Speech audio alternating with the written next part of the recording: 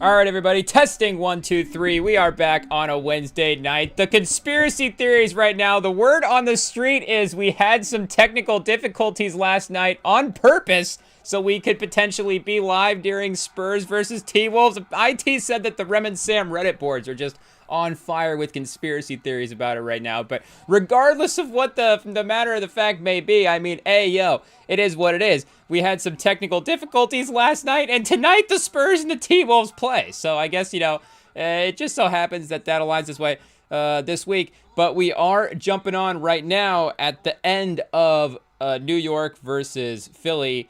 Brunson with a tough fadeaway shot over Barlow. Gives them a 4-point lead on the highlight that we were just watching. But I guess they're now up to 6 as well, too. So, the most separation they've had at any point in the game this far, it's been a real, battle. And obviously we had a classic Spurs versus T-Wolves game 1. I mean, a classic, obviously not a classic that ended, do you say it ended poorly? I get it ended poorly, obviously, because it ended in a loss for San Antonio. But I think there's stuff we can get into here about the game as we go. Again, we got the technical difficulties right as we were gonna get into the Spurs T-Wolves reactions as well too for last night's live stream. So we got a bunch of feelings to get off our chest here about this, chat. It is what it is. It is what it is. And we're hyped up, ready to go as well, too. We just dropped a crazy freestyle, the Tale of Two Cities, the J. Cole beat. It's not actually any words. When we freestyle, we don't actually drop words. It's just cadences. So make no mistake. I mean, if there's one thing we can do, chat, with the freestyle, it's switch flows. Pause. Hey, yo. It is what it is. It's all we got. It's all we got. But I mean, it was at least 3 or 4. Back and forth. Pause. Hey, yo, what are we talking about? We're talking about a freestyle. It is what it is. And I forget what freestyle. Oh, I saw a Shia LaBeouf freestyle that I'd never seen it before.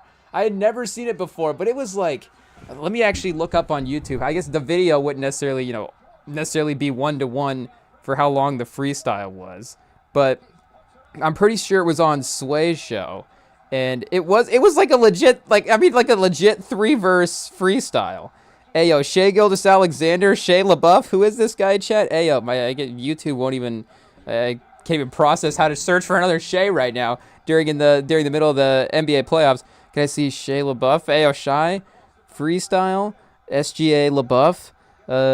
The video is 4 minutes, so I guess there's a 10-minute as well too. But I mean, a legit full freestyle from our guy Shia LaBeouf. I saw that on the gram. So I was watching that, and then I got to watching the Tyler James Williams freestyles as well too. So I guess just we're in a freestyle, but maybe one day we'll drop. Maybe one day when we're freestyling on our own, we'll actually be able to drop a lyric or two. But I guess right now I do like hearing like demo tracks though. When you do hear that every now and then, I think Kendrick is obviously, one of the, hot take, one of the best with just the off the wall cadences at times. And I'm trying to think of his demo tracks. There's one, I don't remember what song it's for, but I feel like I remember hearing, or, like scrolling past a demo track at one point, or maybe it was in like a pod or something where he was, maybe for like a Kanye song, or maybe it was Keem or something. Again, I don't even remember the specifics, but I just remember, Kendrick or maybe it wasn't even hey, yo, who knows? I'm just making this story up. It's just an urban legend at this point. Do demo tracks even exist? I don't know. But just like hearing this guy, just kind of do the cadences over the beat was funny, but not really like dropping words, or like sporadic words in there throughout as well too, like yeah, and then just kind of going into like humming type stuff to just be like, okay, this is kind of the rhythm that you want to catch on the beat. Maybe it could have been Keem again. It's like, is it Keem for I don't think it was Keem for Kendrick. Hey, yo. I mean, very possible it's happened. Obviously, he's been influential in his career, in some of the later moves that Kendrick has been making artistically lately. But I want to say that it was Kendrick, like a Kendrick Kanye situation. But again, I don't remember the specifics. I guess we'll just have to. Now I'm going to go down a rabbit hole of Kendrick Lamar demo tapes and just, rapper demo tapes in general. I guess I don't even know if demo tapes is the right word, but I think you guys know what I'm saying by the way I'm describing it. It's not, I guess it's not like his demo tapes, like, like his early mixtapes or something like that, or like his, like, that's like, was that like a audition tape sort of situation as well too? Hey, yo.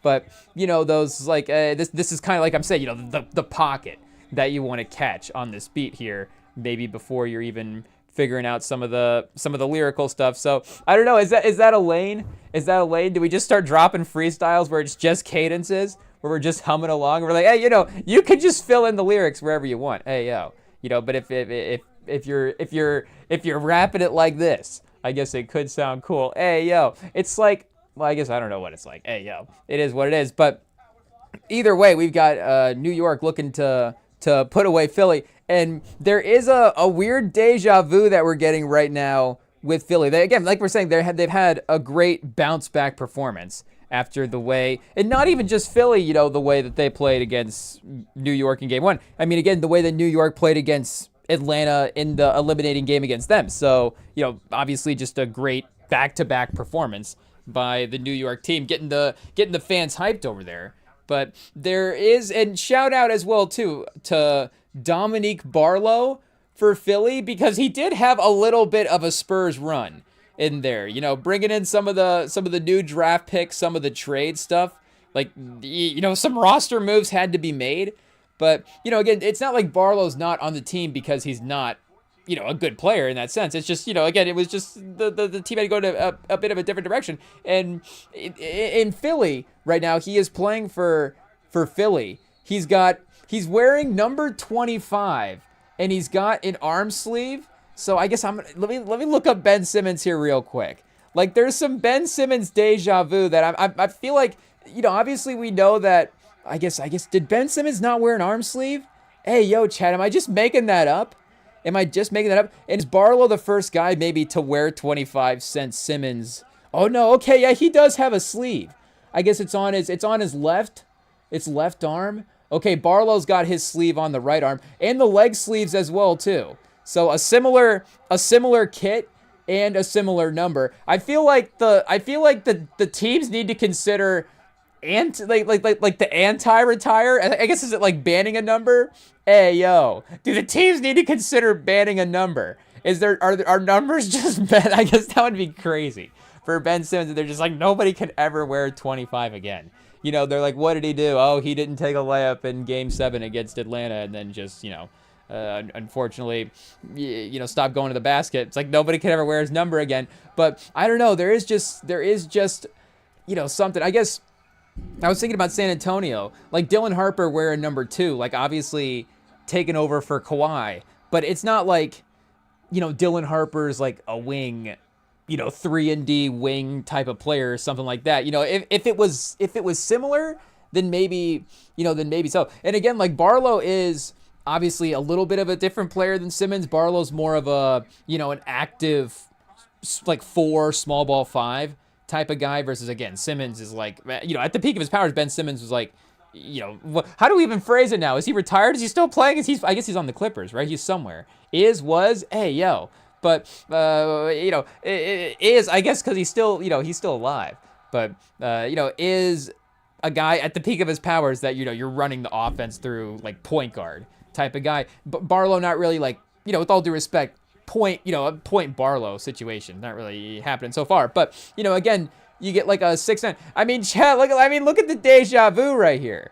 Hey, yo, just 25 slicing through the lane, going to the basket. I mean, 6'9", there is some similarity. So, again, obviously, respectfully. But I'm just saying from the numbers standpoint, I feel like that is one. And, I mean, Kawhi did win a title in San Antonio. So I feel like as much as, and maybe we're probably on the more dramatic end even at this point. Again, it's been a decade almost. We're probably on, and, we have Wemby, we have the team. We're probably on the more dramatic end of like holding a grudge. Is that even a right way to phrase it? I guess it is. Being petty.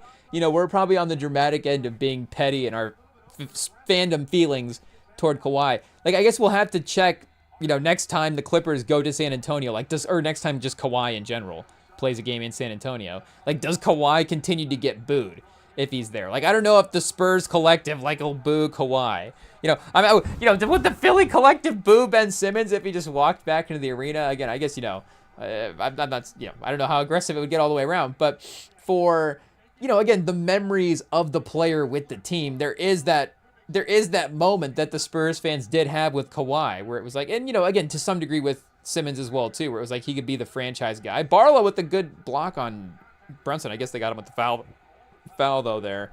So a couple free throws for Brunson. But, again, there is the part of the career that he did have with San Antonio that is like super, super successful.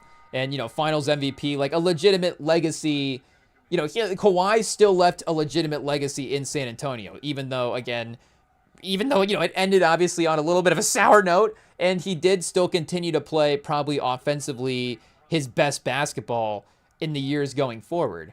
Again, like we're saying, the accomplishments that to some degree, I guess the best part of it, the best part of his career ended up still being in San Antonio, as funny enough as it is. Obviously, the one season in the Raptors, and then I guess I don't know if you would say that the Clippers version of Kawhi is the best version of Kawhi. You could make a case offensively that it is, though. Again, I think you're just going to say that the Raptors version would ultimately be the best, the single best season version of Kawhi. But again, it is still one season.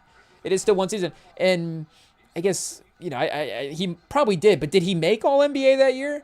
Because again, they didn't quite have the rules implemented, obviously, for the 65 game mark, so Leonard was good there. He didn't have to worry about that.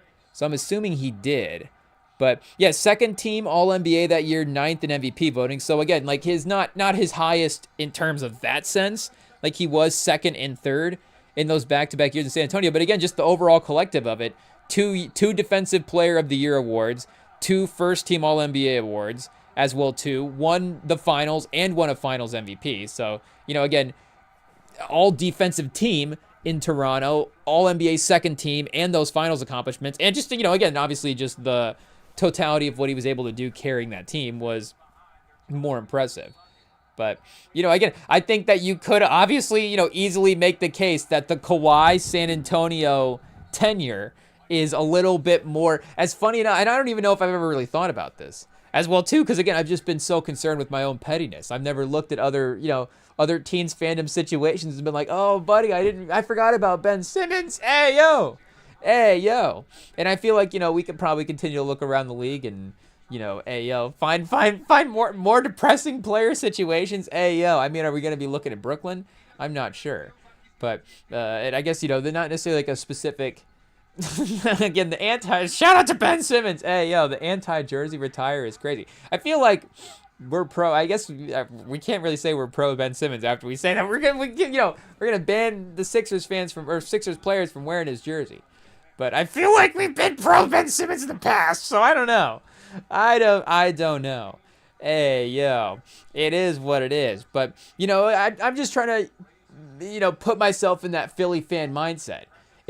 Are the Philly fans ready to move past that in that way? And maybe because Embiid is still there as well too, just, there is still a little bit of a connection to that era, and it is all ultimately the Embiid era. So I guess, we're still at that's how we're connected here. I guess now, obviously moving into the Maxey era a little bit as well too, but for that connection to that Simmons era, it's still obviously there a little bit as well too. Hey yo, in San Antonio in Minnesota is starting up as well. So back to the no Fiesta colorway situation.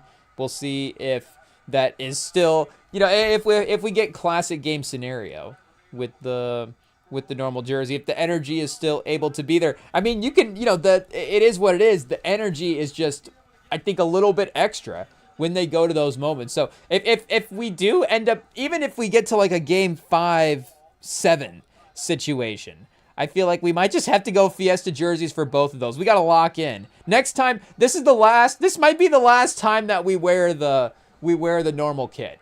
Because, again, we're in the semis, so this is game 2. We go to Minnesota for the next 2, regardless of what happens. Even if it's just 4 games, we're in Minnesota for the next 2. So, back in San Antonio for game 5, game 7. And then if we are ultimately, advancing. I feel like, conference championship, we are, I feel like we're just moving to the good karma uniforms at that point. If it is, but I guess, is it good karma if we lost a 2-point game to Minnesota? I don't know, because I guess the takeaway that unfortunately I do have, and I guess looking at the scoreboard right now, it's 4-3 San Antonio. So I guess the early lead, chat, we'll cherish it as it happens. But in Vegas, I guess still views San Antonio as clearly the better team as well too. I guess Edwards was playing. He I guess was obviously playing in game 1, but still listed as like a technical game time decision. So I don't know if that was affecting the betting line at all. But when I looked at it today, and I guess what did New York by 6? So Philly did cover if it closed at what I saw earlier. It was 7.5. It's just the automatic gambling update from the REMINGTOM pod here. But I was looking at that Minnesota line, and it was Minnesota 9.5. So I guess, San Antonio getting 6-3 right now. Hey, yo. Maybe I doubted my own team with the 9.5 line, but I thought there was some real, matchup stuff that Minnesota had an advantage with in game 1. And, like we were saying before we got cut off in the technical difficulties last night. Oh, Wemby, chat, attacking. Oh, Gobert cut him off, though. We'll see if Fox is able to get him the lob. No, the minute they tune it, the minute they switch the game to our feed, chat, the Spurs offense does nothing. Hey, yo, a terrible possession. An absolutely terrible possession, but what do you do? And I guess like we were saying, Minnesota is the more oh, there we go, Fox with the floater. Minnesota is the more experienced team here. Edwards, I know the Towns Randall sort of number 2 offensive guy has, obviously they've made that move there over the last couple of years. So the first time they went to the conference finals, they had Towns. But still, you have Edwards, you have Gobert, you have Conley, you have McDaniels still all there. I mean, that's basically a whole lineup that you can throw out there that is for that has been there for the last couple of years. Hey, yo, chat, this is going to be a bit of a detour. It is what it is. But on TV number 2 right now, we've got Basketball Wives. It is what it is. We're just trying to keep in the NBA thing. And and I got distracted for a second because not even because of the Basketball Wives. Hey, yo. But because, I guess, what are we saying? But because Van Lathan is just popping on. Hey, yo. He's just on a pod in an episode of Basketball Wives. So I guess that's what got distracted. I was like, I didn't expect to throw on an episode of Basketball Wives and see, our favorite podcaster, Van Lathan, be doing an appearance. But I guess that's why he's the best, chat. That's why he's the best, because the man's around. Hey, yo. The man is around. What year is this from? Is this a new episode? I think this is like season 7, episode 2. So what season are we on? I guess I gotta say, I'm not like caught up with Basketball Wives. Hey, yo. But I guess I'm not trying to get into reality more, but I feel like it's just kind of happening a little bit. Like we've been, and obviously, rest in peace to Love and Hip Hop as well too, with that show seeming like it's winding down. But we've been throwing that show on a little bit in the background because Pluto has just a Love and Hip Hop channel. There's like I guess. I don't think Wild 'N Out is reality, but I guess we'll have to see what section of the Pluto categories that falls in. But when I was looking at Love and Hip Hop, I was scrolling down and I was like, Basketball Wives? I was like, well, I guess since we are in playoff mode tonight, we probably should go Basketball Wives instead of Love and Hip Hop. Hey, yo, I guess if we have to have a reality show on either one, so on TV2 for some reason. So I guess, hey, yo. It is what it is. I guess we have it on mute right now, but we could read the closed captioning and see what the conversation is. We'll have to double back and I guess look up that episode. It is what it is. Try to find that pod, but shout out. I guess again, it's just like I guess what's the movie cameo comparison? Hey, yo, I guess we have to tread lightly, but Basketball Wives. Let's see what we got here. Season 1, 2010. So I guess, wait, is it still how many seasons did it go for? 2005 or 2025 February or hey, we can't read. July 28th, 2025. So is it over? Is it over? Are we the jinx to all of these reality shows, chat? The minute we throw it on the Pluto TV, hey yo, it's like a Black Mirror episode. We're just like, it's like every reality show we watch gets canceled. It's like, what's happening? Every show we watch gets canceled. I feel like as that would be like a thing that would happen back in the day with TV. I guess, you know, Netflix, you know, it'll still like cancel a show early and stuff like that. You know, I feel like that cycle still exists. Hey yo, but I don't know. There's something there was something different about the network sort of situation. I'd be like, oh, you know, the third CBS sitcom. Like, I kind of like that one, but you know, 2 seasons and they canceled it early, and you're just like, oh man, every show that I like, I feel like they cancel early. Like that. I don't know if you have that feeling as a. We don't really watch TV like that. Like we say, you know, we kind of stick to movies. We kind of stick to movies. It is what it is. So I guess, you know, let us know if they still cancel all the shows that you like, then let us know at REMINGTOM Pod on Instagram. But yeah, I guess season 7 2021 would have been it is kind of the year that we're in right now, or season 7. I guess that's 7 episodes for season 9. Season 7 2018 is what we're looking like here. But football wives, chat, baseball wives, hey yo, baller wives. I guess is that wives of the cast of the show Ballers? I don't know, but I guess we'll report back after keeping it on in the background for a little bit and see what happens here. But I guess our next reality endeavor is Basketball Wives. The first 5 seasons were filmed in Miami. Yeah, wait, where is this? Where is season 7 set at? I guess, hey, yo, we're just going to be ripping through those first 5 Miami seasons. That would be definitely a number 1 selling point right there as to why to watch it. But Miami, yeah, I guess Los Angeles, you know, nothing, obviously Los Angeles is great. Like, you know, obviously, hey, yo, like, I guess, you know, in the vague sense of, you know, like seeing it on screen. Like, LA is great to see on screen. What was I just watching about something where they were in LA and they were going around a corner, and I remember seeing it and I was like, oh, that's the corner where they were filming La La Land. And it's like, hey, yo, like, you know, just like having that recurring sense of like LA geography. Like, I'm there, you know, and LA is, I guess, New York's probably the number 1 movie city, but is the LA geography a little more distinct? I guess, you know, you have things like the Empire State Building and stuff like that, but it is different, like a building landmark versus like, oh, here's this turn on the road with this bench that overlooks this city, and it's like, oh, we've been on this turn on this road in multiple lanes. Like, I just like casually threw out the La La Land reference, and I feel like if you're kind of a film person, like, you kind of know what I'm saying. There's that scene with Gosling and Stone where they're if you're referring them to like athletes, that Gosling Stone scene where they dropped 40, but or I guess it's more like a quarter, so, you know, like, or like a run. It's like, that's like a Gosling Stone. They went on like a 15-0 run, and that scene is kind of what happened, I guess, more so. But, you know, the game, obviously, or the movie that it sells, you know, they dropped 40. Gosling, I think maybe like a 38, 10-7.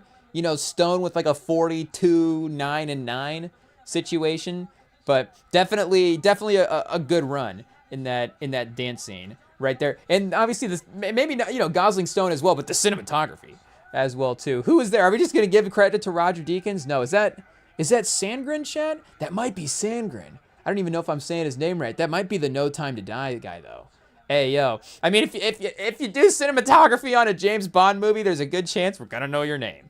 It is what it is. Hey yo, but so I guess shout out to Linus Sandgren, who I think was speaking of dropping 40, chat, dropping 40 in No Time to Die as well too. Did he get an Oscar nom for that? He should have. We gotta look that up real quick. Is that on Tubi right now? I think it might be.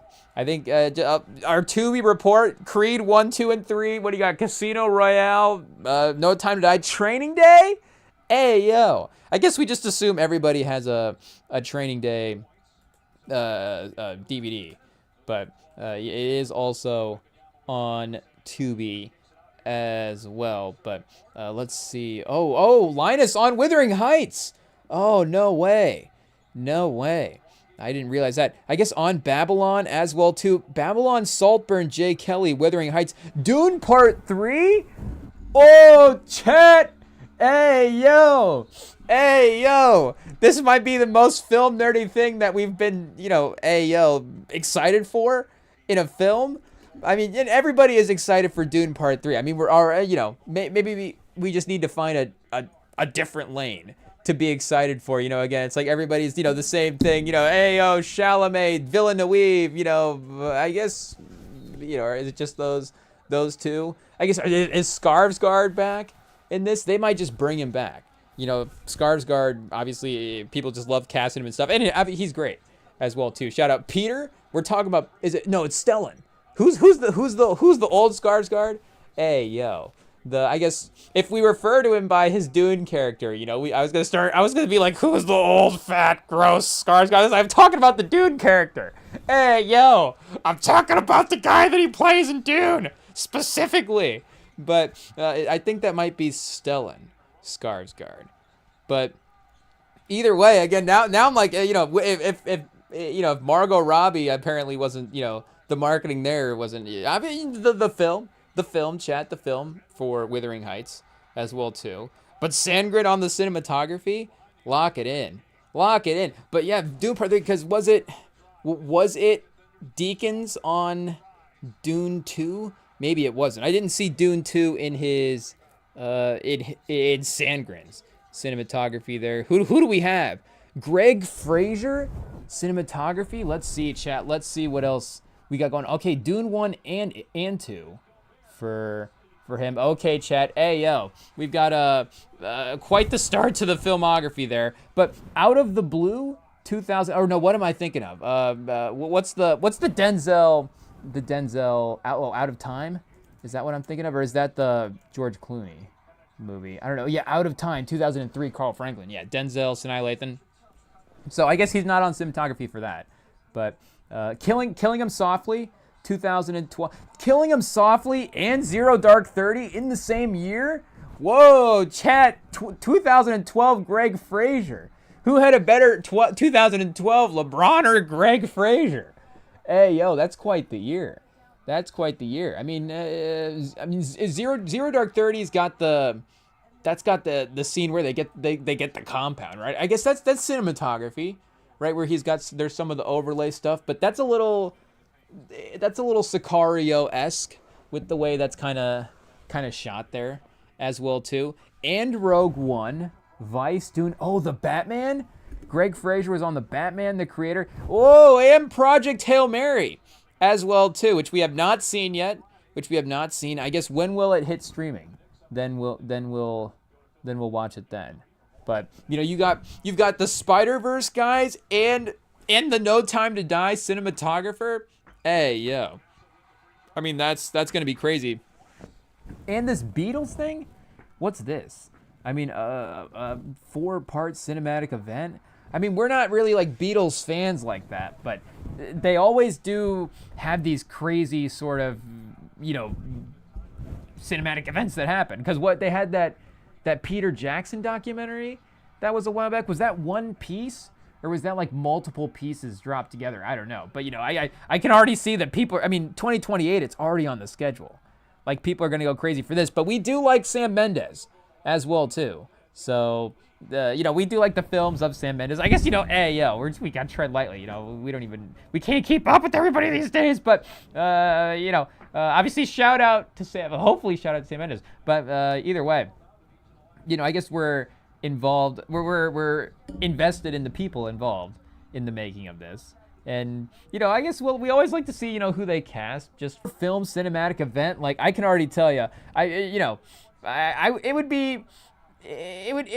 would take a lot to get me to the movies, to get to one Beatles film. I don't know if we're just giving them some, free, free focus group. I don't know if this is just free focus group information we're giving out right here. But, it would take me a little bit to get to the theater to see one Beatles movie. I'm trying to think, we didn't go see Bob Dylan. We didn't go see, what was there was another music biopic. I feel like that was dropped recently. Oh, Springsteen. I don't know if anybody went and saw the Springsteen one, but we got him. We're locked in on the industry news. But either way, I don't know, a 4-film cinematic event, that better be on Netflix, chat. That better be on Netflix. They say, they want movies in theaters. I don't know if we need 4 Beatles films in theaters in 1 year. In 1 year, 4 30-minute movies, and then that's a 2-hour runtime. 4 45s.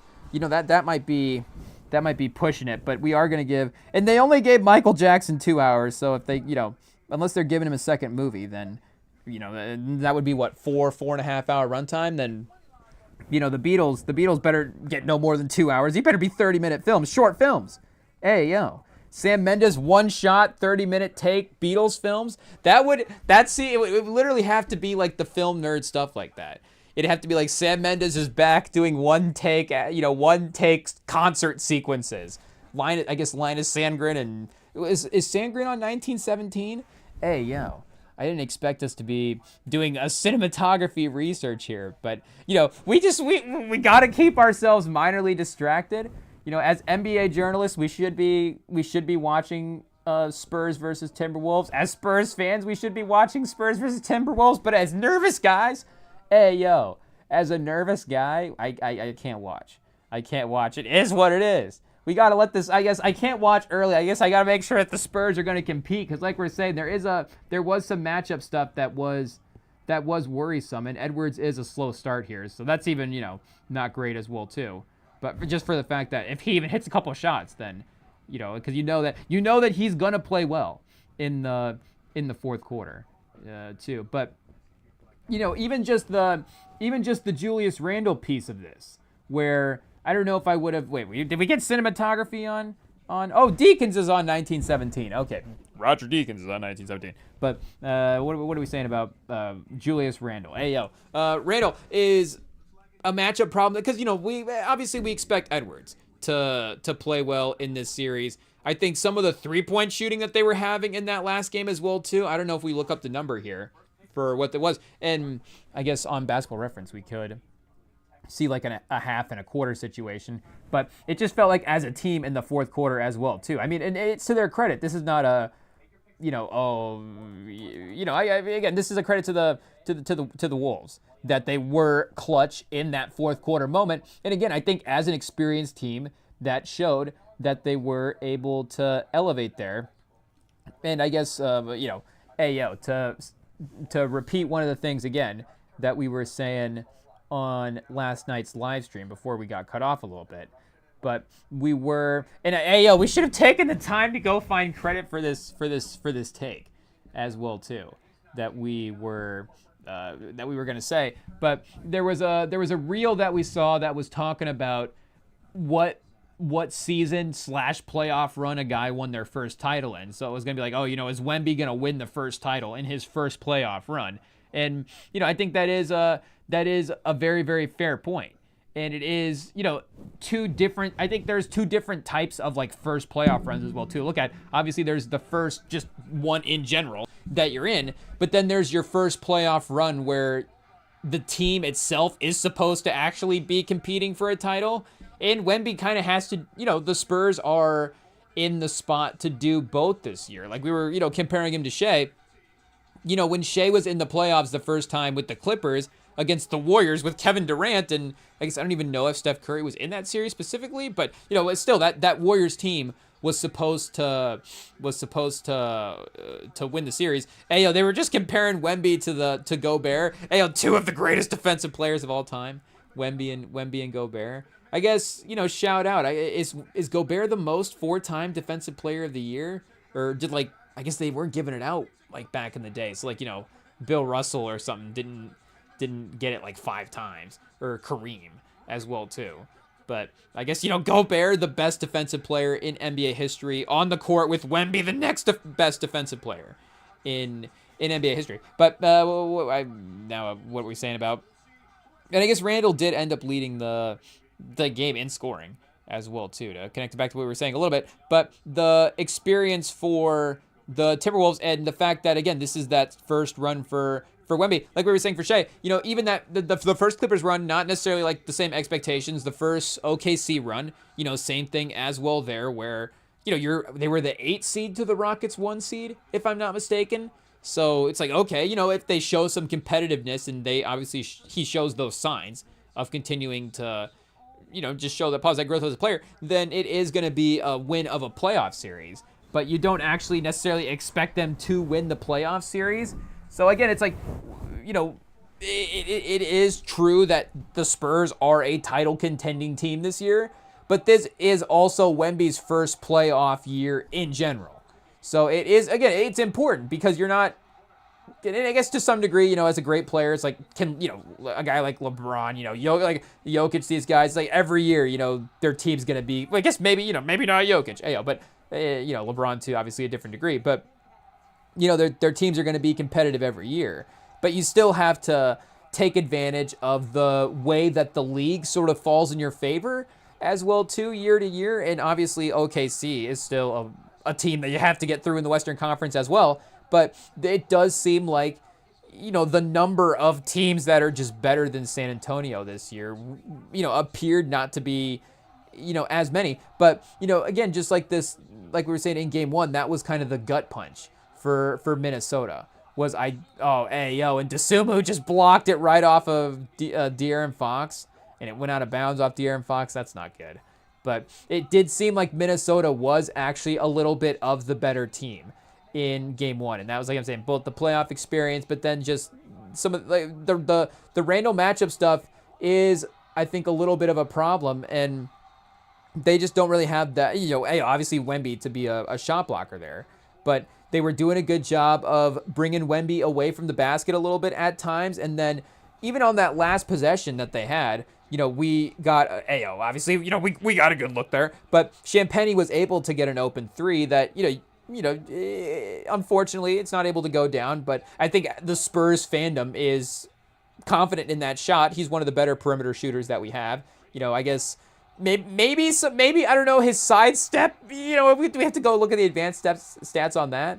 But regardless, again, for the most part, I feel like that's a comfortable shot that you're going to take. Get to the basket, tie it up maybe as well too. I don't know. But either way, Randle had the possession before when it was tied, and he just went right to the basket because Vassell was the 4 in the lineup in that situation. And I guess, the adjustment would be, to have to go a little bit bigger in some of those moments with like Cornette or something as the 4 next to Wemby, if that defensive stuff has to become the priority, or just like even getting a body in, to match up with Randle in that type of way. And Cornette defensively right now as well too, just with the block on Shannon on one end. So a 7-point lead here at the end of the first, at least a little bit comfortable in this one. But, again, Edwards, there we go.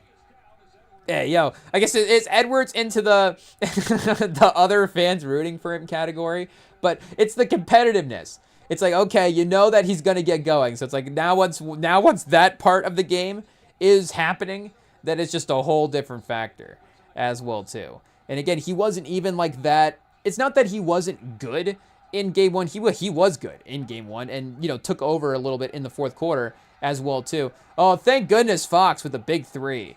He needed that for his confidence as well too. Just to hear the Spurs crowd cheering for him. Keldon Johnson with the block at the end of the quarter. Spurs fans hyped up. Let's go, Chad. We're back. We're back. It is okay. Ginobili, see, Chad Ginobili's locked in. Ginobili knows, job not finished. It's the end of the quarter. I guess they just cut to Ginobili in the crowd and he wasn't cheering. So we'll just catch you up on what we're seeing here. But either way, what are we saying? Yeah, Edwards only had 13 field goals in general in that game 1. So that there is going to be more aggressive games that he has. And Randle 8 for 20. I guess he wasn't even like that because he did get blocked like 7 times by Wemby. But, there's some like, were those goaltending? Were those not? I mean, Minnesota won the game. And ultimately, I think the refs weren't great either way as well, too. But, again, you take those, 7 blocks out of the Randall thing. And I guess, 2 for 6 from 3 as well too. So not great there. But point being, when Randall decided that he wanted to just get to the basket, he's like, okay, I'm just going to take this guy off the dribble. I'm way bigger than him. He can't stop me. He could, that was when he scored. That was when he scored, and he was pretty unstoppable doing that. I guess, Shannon, kind of productive game as well too. And like we're saying, Conley 4 for 7 from 3, Naz Reid 2 for 3 from 3. I guess Bones Highland 0 for 4, but I think those were all earlier. And then you're like, okay, hey, Bones Highland, we might have to chill him out on the bench there for a little bit. But again, I think that's all real stuff that is going to be a problem in this series. And a sneaky little thing for San Antonio as well too. No Carter Bryant right now. I think dealing with like a foot injury. So I still don't know like physicality. If he's this like the size guy to go up against Randall in that way. But I think he is just a really, really good defender, and we wouldn't have to potentially sacrifice spacing if he was on the court as well too. Like on the offensive side, he has proven in the later half of the season that there is a consistent 3-point shot in his game. I guess maybe playoffs, intensity, does he miss a couple? Does he get cold? Obviously always a factor. But still, I think his two-way potential for the Spurs at that 4 spot would be useful if he was, healthy in the games going forward. But again, it could be trying Cornet if it does become a problem again. But it is going to just have to become how these games play out in the first 3 quarters as well too, because this is not always, but this was a little bit of a factor for San Antonio in the Duncan, Parker, Ginobili era. Was, if you go back and look through like a lot of the classic games that San Antonio has been a part of, unfortunately, we've kind of lost a bunch of them. And, I guess I'm not trying to make like an anti-San Antonio point, because some of these games that we've lost as well too, we're losing games to LeBron, Kobe, Shaq. Like, again, we're talking about a handful of the 12 greatest players of all time, like that we're actually playing at the same time as Tim Duncan, and that's why the debate goes that way. And then Tim Duncan had his games as well too, where he got the better of him. But a lot of those games that the Spurs won in that era were a cumulative like they were able to win them comfortably. It was like, okay, 10, 12 point leads, not necessarily those. Again, I'm not trying to say that the Spurs weren't a clutch team, because the Spurs obviously were a clutch team, and I'm sure if I look up these stats, I could even prove my own fan wrong. It's just, again, me being probably petty toward the other guys that had some of these moments. Towards San Antonio, like these moments just replay in my mind as a fan. So I'm like, oh, the Game 7 against the Clippers. Oh, the game in the finals. Oh, Dirk in this season. It's just like, Derek Fisher. It's like all these moments, and even some of the like Kyrie in the regular season that one year for the Cavs, where he just toasted us and went for 50. It's just like, okay, we've got this classic game in the scenario. We know this game's going to be, on hardwood classics in the upcoming years. Like, I want to see one that San Antonio actually wins. But, we need to usually be the better team throughout the course of the game, if that makes sense, versus having the guy that always hits the last couple of shots. And speaking of Ginobili as well, too, that was kind of Ginobili on the team. I mean, Parker had his, Parker, everybody, Duncan, again, they all had their clutch moments as well, too. I'm not trying to sit here and say that San Antonio wasn't a clutch team. But in a moment where it's like, the last 4 minutes of a game, and it's like LeBron going toe-to-toe with Tony Parker, LeBron going toe-to-toe. Again, like the matchup can get evened out there in a little bit. And I guess, as of right now as well, too, like you could say a guy like, Anthony Edwards, I guess, Wemby probably first team All-NBA case. This, I guess we have to go back and look, because Edwards with the injuries and Wemby with his, like, hey, who's eligible, who's not? Because what did they give Wemby an exception? They denied Edwards his exception, but then like Luka and Wemby and Cade, maybe Wemby played enough as well too. I don't remember. But then there was like a 20 minutes situation with Wemby as well. But Regardless, again, Edwards as a playoff guy right now could be a better playoff guy than Wemby. And like I'm saying, as a shot maker, as just a guy who can get a bucket at the end of a game, like Randall could just right now be, especially with the matchups, a better shot maker as well too than San Antonio has. And again, that's no disrespect to Castle. I'm not saying that I'd rather have Julius Randle, again, respect to Julius Randle, but I'm just, from a practical team building standpoint. Oh, Wemby just missed a layup. There we go. He got the rebound. Stat padding. But, again, obviously Castle is the perfect building block for this team going forward, but he's in his, second, third year? So I guess we don't even know what year's in at this point. Oh, Chet. How do the T-Wolves keep hitting threes over Wemby? Hey, yo. Edwards had that crazy one in the end. It was at the third or the fourth quarter of the last game. And then Naz Reid, hey, yo, from the corner of this game with the tough three just right there. But what are we saying? Like, Randall is maybe just a little, he's a little bit more, I guess, knowing. I guess, like Castle does know what his offensive game is. It's just, Randall with his, I guess, it's pretty close, honestly. It is pretty close, but that is, I think, just a little bit of playoff experience. And you could see that at the end of the game of the Spurs' comfortability getting into their offense in some of those moments. And Randall just knew, okay, I can just get to the basket. Edwards is confident in his shot-making abilities. He's like, I take this here, I'm comfortable with this. And there were some times where San Antonio just wasn't necessarily in rhythm. Hey, yo. Oh, is Carter Bryant in, chat? Hey, yo, I guess he was also a game-time decision as well. Okay, he's going to save the Spurs, right? Hey, yo. I guess if we're putting our hopes in Carter Bryant minutes, what does that mean? But, you got to try. You got to try. You got to try everything. And this is, maybe us trying to have that little, I guess every game is us trying to have as big of a lead as possible. But, again, this could be that type of win where it is just that 8 to 12 point lead type of the entire time. I guess if it does start getting into the single digits, we start getting nervous again. It is what it is. But, okay, Carter Bryant, he's proven himself right away. Slow it down. There we go. Get it back to Castle. There we go. Okay, yeah, see, Chet, he's a smart player. Good two-way production right there. Castle getting to the free throw line. I'm sure the refs want this series to go, the league probably wants this series to go at least 6, right? There's no way that the league wants San Antonio to lose in, 5 games. Hey, yo, two of the faces of the league, Wemby and Edwards, and the league's only going to get 5 games out of this. Like, the league might make sure this goes 7 games. We could just, and that I guess that's good for both teams, right? Hey, yo, we'll say for Minnesota, that's good for Minnesota, that the league will help them get to 7. But maybe that helps us for tonight specifically as well too. Game 2 at home, down 0-1. The game 3 hype there would be obviously crazy. I mean, it would be crazy if the Spurs were playing for their playoff lives, going down 3-0, but. It could be that type of series as well too, where unfortunately, they just get us in a bunch of close games and it's 4 or 5 really, really tough games, but they are just able to close them out. I guess there are those rare occasions where a 4 or a 5 game series is actually a really, really good, really competitive series. Oh, Conley almost again hit another, not to say that Conley can never make a 3, but he's got defenders in his face off the dribble, quick ball. I thought Mike Conley was washed. Hey, yo.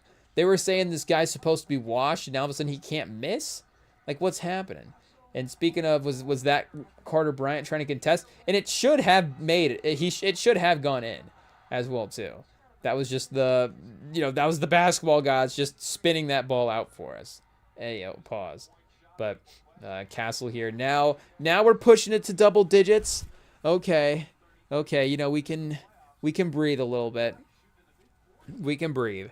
But, yeah, again, Edwards is, the injury is definitely, a little bit of a factor to consider as well, too, the aggressiveness throughout the course of the game. And I don't remember if they were in this spot, down 11, down double digits like this. And, we almost have 10 more free throws as well, too. In this game, but his sense of when to take over. Oh, Randall, the pump fake. Oh, chat. Hey, yo. I don't even know if that's a good shot anymore. He's just in a mode. it's just going to be one of those series. It is what it is. If we're going to win this, we're going to have to withstand a flame-throwing Julius Randle, because he does have that like high arcing jump shot sometimes where you're just like, oh, there's no way, and then bam, it just swishes right in. I guess speaking of bam, hopefully he doesn't drop 83 on us, chat. Hey yo. And is that Clark picking up another foul? Yeah, I mean, that's a foul. I mean, yes, Castle is, there is some initiation there a little bit, but I mean, Clark is definitely hooking him as well. But yeah, the move by, did they call offensive on Castle? Hey yo.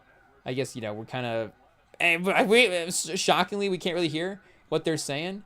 But the missed layup from Jaylen Clark, I mean, offensively, that is a defensive, kind of substitution there as well. Wemby with 11 and 7, so kind of already matching his points total as well. Oh, he's got Edwards on him. He tried to draw a foul. Champagne, chat. Hey, yo. Champagne with the butterfingers. Hey, yo. I guess I was saying, what receiver can I call out in the NFL? What random receiver can catch a stray for not? I guess cannot catch a stray. What random receiver can drop a stray, chat? Hey yo, we can't even diss him. Because he can't catch a stray. Is that a bar, chat? I mean, if we're gonna put that in our freestyle, hey yo, cue that Tales of Two Cities beat back up. Hey yo, can I get it in my head right now? I guess pause. Whoa, hey yo. Whoa. But do we have to go to break, chat? We might have to go to break. I'm not sure. Hey, yo. I meant, can I think of the song while I'm talking is what I meant to say. There's better ways to use grammar. Hey, yo. See, chat, the funny thing about the English language is, hey, yo. But what were we even saying? I'm not sure. But something about Tale of Two Cities, I guess I was gonna say the problem with queuing up that song in my mind. Can I use cleaner grammar here? But the problem with queuing up that song in my mind is, and it's not a problem, but I guess if we're talking about the problem from the J. Cole side of things, is I do always hear the Kendrick freestyle. Speaking of freestyles as well too, on that beat. It is what it is, and I guess unfortunately, I don't think J. Cole quite took all right from Kendrick. I mean, that would have been a crazy one as well too, because again, nothing against Cole, but there is and we're referring to the Black Friday freestyles where Kendrick rapped over the Tale of Two Cities beat and J. Cole rapped over the All Right beat. And again, there is especially that project, and I guess every project for Kendrick, but there is obviously an anthemic cultural, sort of uplifting message that is in a lot of his music. And that, again, not to say that other artists don't have that, but the degree to which Kendrick does in his music, again, it's like yes, you could potentially have a good verse on a, it would have to be a different Kendrick song where you're just like, okay, your lyrics are better. But again, that one specifically, you would have to just have a better political message. And what messaging are you going to bring to a song that is better than what Kendrick is trying to, at the high points of To Pimp a Butterfly? What is what is going to be more uplifting than that as well too? When you're throwing on that beat. Again, there's just different levels to owning a beat, where, not to say that, again, on A Tale of Two Cities, J. Cole's storytelling and things like that couldn't be so vivid, and the lyric and the word plays could be so great. That's nobody could match this in a performance. But, again, not to say that, the freestyle that Kendrick dropped was that crazy, All Right, King Kunta type of, that, that same type of empowerment type track. Again, there's always going to be just elements of where he is, just where his perspective that is going to be, being, shown in his lyrics. But for the freestyle, again, for that song specifically, I guess, to just say what it is, it is just easier to take that song than it is to take All Right from a song like Kendrick. I'm trying to think what is the beat? I guess Backseat Freestyle, like if you just like could just really tear apart backseat freestyle. Like, and again, like Kendrick is so great with the cadences and switching things up that it's just like, what he is performing on a lot of those tracks is going to be so unique that it's going to be difficult to even think of something else as well too. As well, all my life, hey yo. Now we're just gonna, I mean, we were starting on we just like listened to one J. Cole beat, and hey yo, now we're listening to just thinking about Kendrick songs. It is what it is. But I guess, I was like, even like, I guess like Poetic Justice is more of like a, it's that R&B sample. So it's a different type of, I'm trying to think of, more like an aux type of song, like something that goes a little bit crazier. Like, I guess, I guess if you were just going crazy on like a pause on like a GNX beat as well too, again, like that's supposed to be him, obviously not as focused on the messaging in the way that he has been in the past, but in just some of the fun emotions of, just what he's expressing in that stuff, I guess. But, if you were just on, I guess, any of them, like TV Off or Peekaboo or Hey Now or something, and I guess there is some where there are some moments, like the GNX track, the actual title track itself, where is it Hit a J3 where he is suicide doors on the caravan, like that little flow that he catches right there, like that's probably the best part of the song, in my opinion. But, and I haven't, it's I'm not trying to say it, but it has been a couple months since I've queued up GNX. Not a couple months since we've queued up Kendrick, obviously, but it has been maybe 2 months since we have thrown on, like, I'm trying, like the album as a whole as well too, in that sense. I guess, I'm just trying to think, like, has that sort of like intense, that intense hype of that drop, are we kind of outside of the GNX window at this point? Again, I'm not trying to say, it's been like 2 years almost, I guess a year and a half as well. And if an album's going to stay, and it's still, if we go to the streaming, probably, it's probably always going to be now for a while, like a top 50, top 75 stream hip hop album. And again, we're talking all time as well too. Like, from a streaming standpoint, like that's obviously crazy. But, for the, what are we saying, for that, like, this is its moment type of situation, like maybe, so just to judge it as well too, like I'm not to judge it harshly, but I'm just saying, like, I guess what I'm thinking in the back of my mind is, somebody said, and maybe we just, this is just common knowledge as well too, but somebody was saying that, and I was listening to somebody break down Thriller one time, and they were talking about how that was just like in the zeitgeist, if we're using that word, probably in the zeitgeist for like 2 years.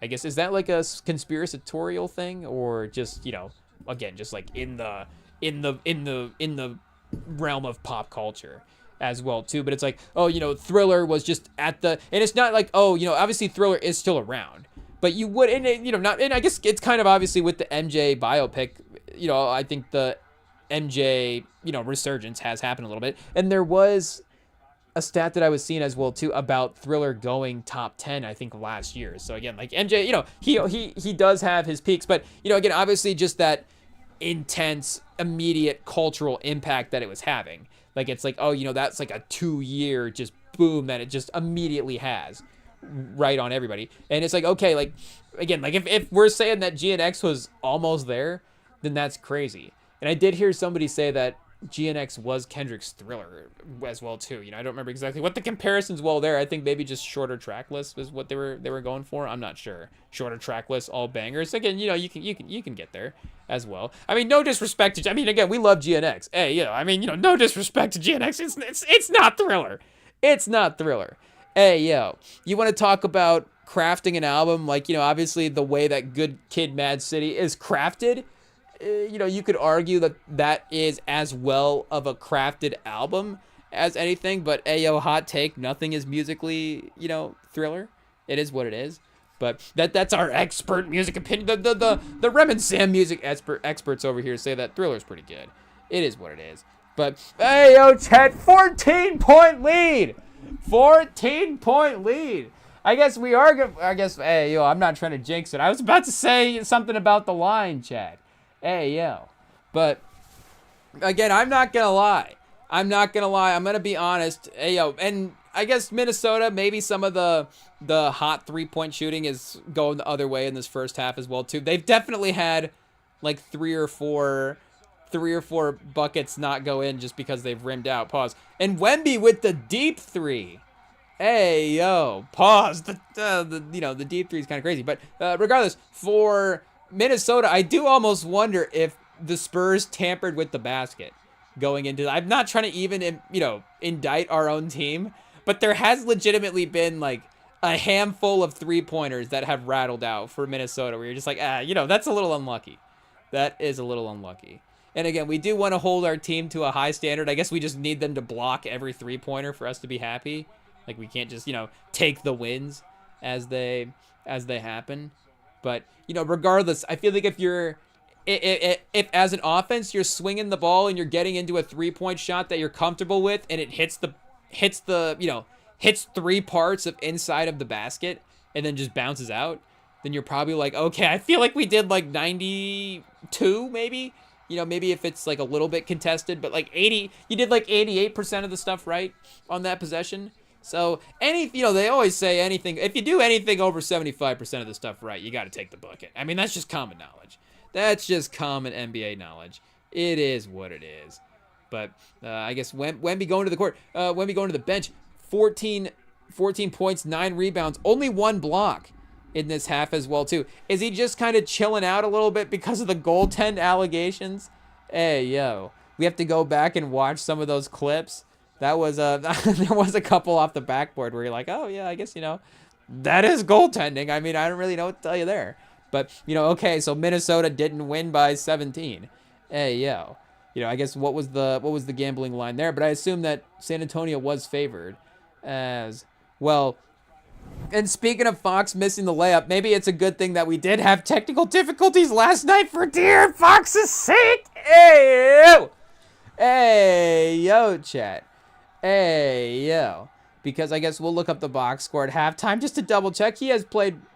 He's hit some big shots, and again, we're in the lead right now, so we're thinking more about his positive plays when we're playing well. I guess his poor plays have not been as detrimental. Okay, chat. Randall just scored on Luke Cornett, so I guess Cornett no longer works as a matchup option. Honestly, seeing Keldon Johnson attack the basket, that it might be Keldon Johnson. Just the sort of underrated strength. I don't know if that's the right way to say it. The sneaky strength from Calvin Johnson. And they just cut to A-Rod, chat. I mean, fortunately, again, since the Spurs are up by 14, it hasn't been a high energy half from A-Rod. But that just got me fired up. That just got me fired up. I'm not a baseball guy. I don't have an allegiance to anybody. I don't really have like sports fandom's feelings toward baseball players where it's like, okay, my opinion of them is affected based on their baseball career. And I would say that I don't even really know too much, baseball players, even from the A-Rod, those two guys specifically, but I mean, they were just more famous than we have baseball guys now. So there's not really like, maybe Paul Skeens. Hey, yo. But like, I wouldn't say up until Paul Skeens, I wouldn't even have known about the life of like a baseball player. Like even Ohtani. Oh, chat. Hey, yo, Vassell just tried to throw a lob to Harper, but he just a little bit off. Harper attacking Gobert. Oh, not quite able to get it to go. But even like Ohtani is obviously there's just like not, I would say, as much American public pop culture information about Ohtani the way that there is Paul Skeens. Hey, yo. But I guess regardless, there is just the point is there is just something about A-Rod, and again, maybe it's because we lost game 1 to his team, but there is just something about A-Rod that just gets under your boy's skin. Hey, yo, pause. It is what it is.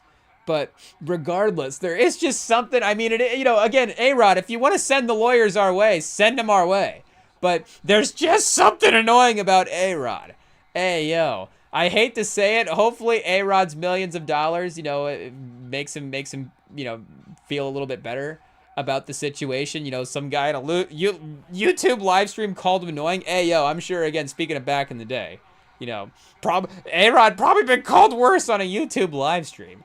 but, or, you know, a newspaper, probably any other platform ever. But, you know, regardless, chat, hey, yo, we're just going to add, we're going to continue to add. Hey, yo, A-Rod, there is just something annoying. It is what it is. So, you know, again, I feel like he is competing right now for most annoying owner cutaways in sports. I think it is the volume as well, too. Again, if we're just talking as an owner, who are they cutting away to? Like, they're just only a handful of guys. I mean, in the NBA, you're talking, you know, Steve Ballmer, I feel like, you know, is the first one that you think of, right? And Steve Ballmer is likable. I feel like it would be a little bit more, you know, maybe if it had won a title or something, if they'd won a title by now or something. I'd be, you know, if Steve Ballmer hadn't just kept re-signing Kawhi, you know, it's like, okay, Ballmer, if you love basketball so much, why do you keep reassembling this team? So I don't know if there's something now that seems fake about Ballmer's passion, because it's like, well, are you watching the games? Hey, yo. And I guess, you know, we were giving him credit all year for letting Paul George walk, and now all of a sudden Paul George is good, so now we have to criticize Ballmer again? I don't even know what happens there. But, you know, we'll see how Ballmer, again, you know, he's already getting brought up now, so I'm sure people will be bringing him up later. But for the owner stuff, again, I feel like maybe the energy of the owner would be more genuine if his teams were built a little bit more differently. And maybe we're, you know, again, it is what it is, a little bit more smartly constructed. You know, shout out to Steve Ballmer. But for owner cutaways, I think he's fine.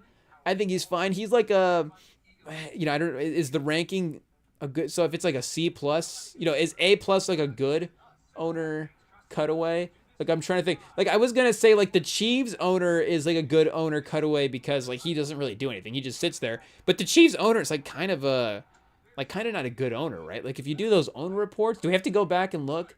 Like, those team grades that the NFL releases? Hey, yo. I guess I don't know what their most recent one is. And if we go team grades, it's probably going to go draft as well, too. NFL owner team grades. Because I feel like the Chiefs are kind of a sneaky down there. Oh, here we go. Report cards is where we... Oh, chat, they've banned the page. Hey, yo. The 2025 report cards have been banned. I guess ESPN's got it posted here. We'll see what we've got. Yeah, Arizona is kind of lower down there for sure. Arizona, Cincinnati. I think we're Cincinnati at. Treatment of families, F-. Hey, yo. Was that Kevin O'Connor that graded the Lowry Markkanen draft pick to the Bulls back in the day an F-? I think just for the fun of it. But regardless, I think that was the first time we ever heard an F-. I guess, you know, shout out. You know, unfortunately, our grades were never quite that. It is what it is. But F- for food and dining as well too. And just at least the dietitian got an F. Like, the food and dining area, an F- in Cincinnati, but the nutritionist and dietitian was like, they're just slightly better. Just slightly better, not quite an F-, but they are an F. So that means some, like one person in the facility, like, ranked it like a C+, because they're like, I kind of like the cafeteria lady. So, like, she was fine. But I guess they're 28th. Wait, where was Arizona overall ranked? Atlanta 8th. But yeah, Arizona 31st. Hey, yo, I guess we could just jump to Kansas City here, because we mentioned them as well. But yeah, 27th overall. It's not great. Head coach, A+, because it's Andy Reid. I guess A for a coach is that the highest you can get. Spagnola as well too, A. And dietitian nutritionist, A-. And then home game field, A-. But treatment of families is a C. You know, C+. I guess locker room is an F. You know, it's not terrible, I guess. You know, hey, yo, you're going to probably want, you know, treatment of family should just be an A across the board. You know, that shouldn't be a question. Hey, yo, it's like, hey, yo, what are we doing? Like, how is that, how are we at a C here? Like, maybe, you know, again, it's like, okay, like, you're going to get everybody 200 tickets for I guess, yes, why not, right? Like, who's going to the games? Like, what are we doing here, right? I mean, we're all watching football. At the end of the day, like, let the families go to the games. Like, it's, yeah, you're not gonna. I was like, okay, am I gonna go into the hot take where it's like, you know, limit the tickets for the players? Who cares? Hey, yo, you know, save the owner some money, or don't. We don't save the owner any money. Spend it. You know what he should do? Spend it all on the players' families. Absolutely. So yes, he should be buying as many tickets for the players as possible and accommodating the families as much as possible. So again, that should be A across the board for everybody. But if we're talking about it being an F, a possible F, at least it's not that. 20 points, chat. 20 points. So this is gonna be either a chill second half or historic collapse. Hey yo, and there is one guy at the bottom of the screen in the pink Fiesta shirt. Hey yo, shout out. So that probably is carrying the karma through right now. The good vibes. I feel like it's just like reflecting off of I guess there's like a Pistons logo that's up there. There's a couple of other red flashes as well too. But literally nobody else. I guess they get the memo, right? Everybody else, the Spurs, maybe it's like a blackout night. I guess I don't know if the memo was that way, but 23, chat. 23. Hey, yo. So now we have to go the other way from what we were saying earlier. We have the best team at the best in the series. I don't even know if we phrased that right. But the team that has played the best in the series now is first half Spurs game 2. I guess I kind of do think it was actually still fourth quarter Minnesota. It is what it is. But we'll say first half game 2 Spurs. Second quarter game 2 San Antonio. The defensive pressure. But it is, and we saw this, a little bit in the Blazers series as well too. But there is these runs that we go on with Harper and Castle. And it's like, hot take. There's something there with those two guys. 2 top 4 picks from each of the last 4 years. Again, even if we didn't have Wemby, if you have 2 top 4 picks, like you should probably have some type of franchise cornerstones. And we do. Both those guys are great pieces going forward. But just the two-way thing that happens sometimes with the guys is, you really see them really locked down in a way that I don't know if we have a backcourt that plays like, Harper again, Chad. Hey, yo, Vassell this time gets the benefits in transition. Pause, like we do have Castle on the bench at the moment. But I don't know if there is a potential backcourt recently that has had the upside from a two-way standpoint those guys have. I guess, again, as a duo, you could say the way that like Tatum and Brown could get to offensively, defensively at their sort of, I don't know if like, right now currently they're both at their best defensively, but again at the best two-way play for both those guys. Like you're talking about guys that could be, top 10 in the league on either side of the ball. I don't know if Edwards and Towns were a little bit like that. I don't know if Towns defensively would ever quite get to those levels. I guess maybe Edwards McDaniels just hasn't quite gotten there offensively as well too. So he just hasn't had the two-way play from the teammate. And again, like Harper is still obviously developing offensively as well. He's still got a limited shot selection, a limited shot opportunity that he tends to lean toward at this point. So, Vassell not able to get it to go to end the half, but 59-35, we'll take it, Chad. We'll take it. Minnesota on pace to score 70.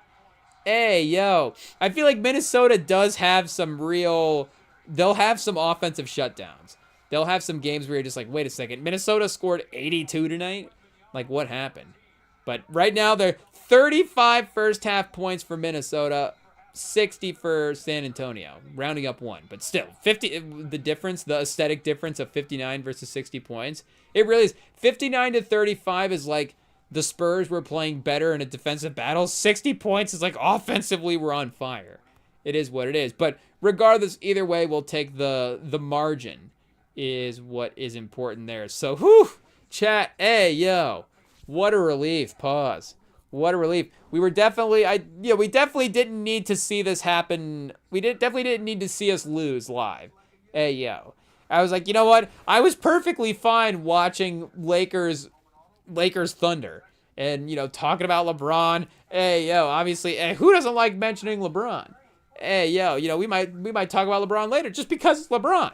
It is what it is. He might come up. It is what it is. But, it was like, okay, if we have to be live versus Spurs Timberwolves, I guess that'll have to do. But I was like, I have no problem watching the Spurs lose these games in peace. So thankfully the first half goes well. Edwards 3 for 10, Reed, 2 for 4 of light offense in the first half. Randall, 3 for 7. Wemby and Fox again. Hey, Fox really saving his name here in the first half. It is what it is. But yeah, we got the fun lead for this one. So when we return, chat, when we return from break, we will continue to talk about the playoffs. I feel like we haven't quite, talked about the Celtics really post the elimination. So we may mention them a little bit. And obviously, everybody going crazy ever since Jaylen Brown went on his live stream recently and decided to, obviously the man just lost a playoff series. He's expressing his feelings on a live stream. Everybody's hating on him. What do you do? I guess we'll be back to talk about Celtics second half of Spurs Timberwolves. More playoff stuff right after this.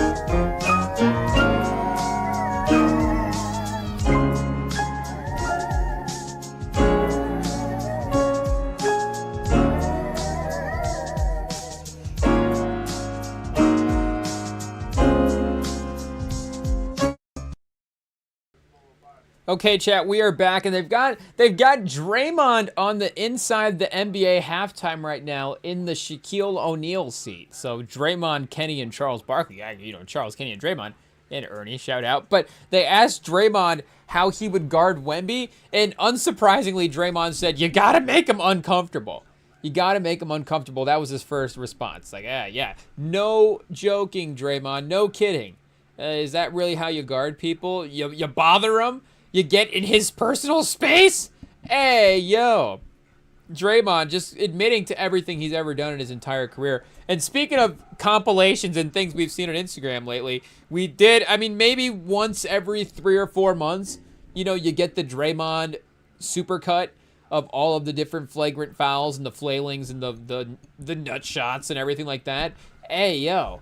I guess, I'm not going to say, I was gonna say, I gotta tread lightly, because it's not, Draymond's obviously not like a toddler. Like that's not what I was gonna say. But there is like like who else has that many nut shots? It is what it is. I guess it's really it really is anybody. It's just it's more a type of person than it is an age, right? I guess because if you're a kid that's, there's kids that are and aren't. Hey, yo, whoa. But there are gonna be kids that are just like, oh, that's your thing. That's your go-to move is going to be the nut shot. And there are, there are some, I guess, are toddlers at that age. I don't really recall. So, I'm trying to remember. But, you start getting into junior high school. Even in college, even maybe, no, college for sure. But then even in the workforce, chat.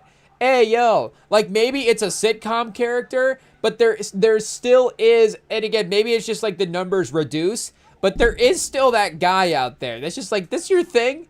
It's just like, really? We're doing this? We're nut shots? Like that's in 2026? But I guess, hey, yo, and I gotta say it has been maybe a little, maybe a second since we've encountered this, so maybe that type of person is gone, chat. Hey, yo, if the nut shot guy if he's been weeded out, if that personality trait has been slowly just tamed down in society, I think that would be a good thing. That's not good. That's not like a piece of history. It's not like there's like a movie. It's not like a movie trope or anything. Even in the great comedies of, the day. Hey, yo, like maybe there is like a guy that gets, I guess we're just watching or just listening to the rewatchables, watching, Spotify the video, but, watching the rewatchables where they just did something about Mary and they were talking about, what scene was it with, is it Stiller? He zips his nuts up in a zipper or something like that. Hey, yo, I guess, it's been a while. Obviously, somebody did just give us Step Brothers on DVD. So, that's our first sort of Apatow comedy on DVD. Those are great. I like watching those if we're like in an environment and somebody's like, what do we want to watch? Oh, we'll throw on Anchor. Like if that's the move in a group is to watch Anchorman or something like that, that's great. Those are fun movies. I can't say that I'm always, queuing those up on my own, but I'm not always, well, maybe I am queuing up comedies a lot. I am, hey, yo, maybe not always that era. I feel like that era is like a real, like if you love the comedies from that era, like that's all that you watch is like 2002 to 2012 maybe, because there is some 12, 13, maybe even 14, some later, because I guess are the Jump Streets, Jonah Hill in the Jump Streets, like there is some, there is some DNA of the Apatow stuff in there. I guess, I don't know, are we gonna go cinematography on 21 Jump Street now as well too? But I don't know the production lineage of those, but there is obviously some of that same crossover of the comedies there. And it was 22 Jump Street, like 2000. That was early teens, early 20 teens. So I don't remember, maybe 2012. So, again, that 10 years, it's like if you love those comedies, like that's all that you watch is, again, those Vince Vaughn, Owen Wilson type movies. And, those are great.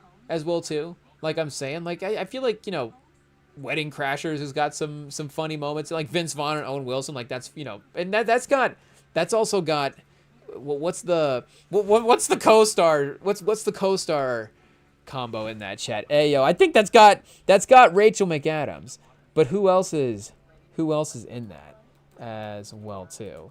Hey yo, are we gonna be? We might have to rewatch, watch a little film here.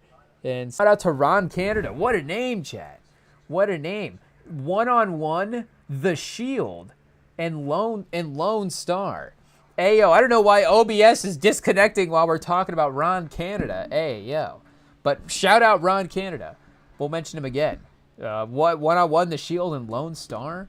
I guess best known for his roles, specialty in portraying judges and detectives. I mean, there's probably a whole conversation about that. But shout out to Ron Canada. Hey yo, IT, write that name down. Am I allowed to make that like my alias name? Just can we only take the name, chat? Hey yo, just Ron Canada. I guess it is a great name. I feel like there is some like Ron anything is like Ron Can. I mean, speaking of Anchorman, Ron Burgundy. I mean it can be a strong first name last name combo if it does. if that last name is strong. The last name does have to carry, but it can not necessarily carry, but it can really elevate. That's the word. The last name can really elevate the strength of the first name Ron. Again, a Ron and a Ronald are a different situation. But like a Ron Canada, hey yo, like that's a guy right there. Shout out. But I guess we'll have to and I guess as Randolph in this, I don't exactly remember really what Randolph is doing in this. I guess it's Wedding Crashers, so I remember they're crashing weddings. Hey yo, hot take. I mean that's a large part of the movie is them in weddings. And then there is the football scene. That's like, I mean, hey yo, obviously is the sports scene gonna stand out? We remember that. But there is the football scene with Bradley Cooper, Bradley Blooper.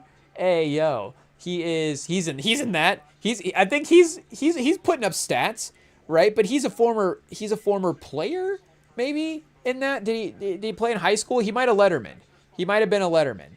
So you got a varsity, but Vince Vaughn might have varsityed as well too. Do they get into the Vince Vaughn football background in that movie? I guess we'll have to go back and replay the football scene because I feel like Vince Vaughn, just in theory though, I think maybe in general, Bradley Cooper is a better athlete than Vince Vaughn, but I feel like Vince Vaughn can keep up, right? At the peak of his powers, maybe now as well too, Bradley Cooper. I don't know. Is Vince Vaughn still a better athlete or still as good of an athlete as Bradley Cooper? And has Vince Vaughn never did like, he never did like his American Sniper role, but Vince Vaughn, and I'm actually, now that I'm thinking about it, I'm kind of surprised that he hasn't done that, but he has never done like the get ripped part. Like, why has Vince Vaughn never got jacked for a movie? It feels like, has Vince Vaughn gone the other way?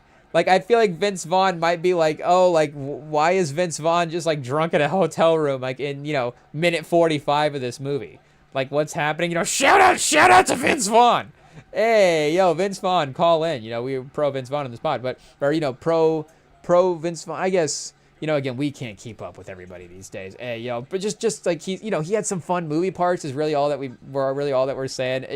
Hey, yo, I feel like maybe we're not pro Vince Vaughn, but I guess again, hey, yo, I don't know. Again, I don't know. I don't know. We'll have to be doing some research after this, but I guess you got to know as well too, right? To some, you got to know. You got to know. But either way, for obviously some funny movie scenes. So I guess we'll see if we'll see what the movie parts that he's having is up. But it seems like he would have been a guy that would have had that at some point in his career. Because I guess like especially for the comedians to, I guess what's the list of comedians to make that turn? Obviously number one comedian to get jacked for a movie. I mean, shout out, it's Kumail, right? It has to be Kumail. I guess. You start getting technical, like Michael Keaton for the Batman. I guess shout out. Did Michael Keaton get ripped up for the Batman? Hey yo, cause Bale. I guess. Hey yo, how do we? I guess. How do we look at this? Michael Keaton Batman workout maybe is the the best way to see what's going on here? Michael Keaton Batman workout maybe was gonna initially focused on getting really fit to handle the suit. However, he realized trying to bulk was a mistake. Noting it was better to be lean and thin and move it. Michael Keaton's like, actually, I think this is gonna be like a mobile Batman. He's gonna be more of a, he's gonna be more of a mover and kind of nimble.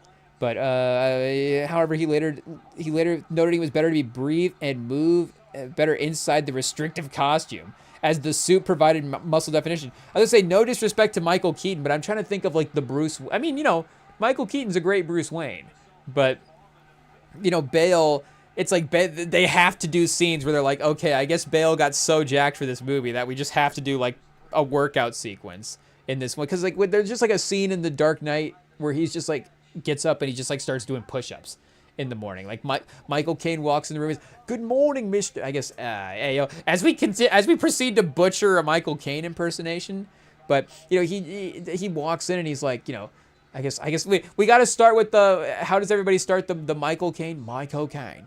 So he's like, "Good morning, Master Bruce." See, Chad, speaking of F- grades, our impression of Michael Caine is just a good old F-. It is what it is.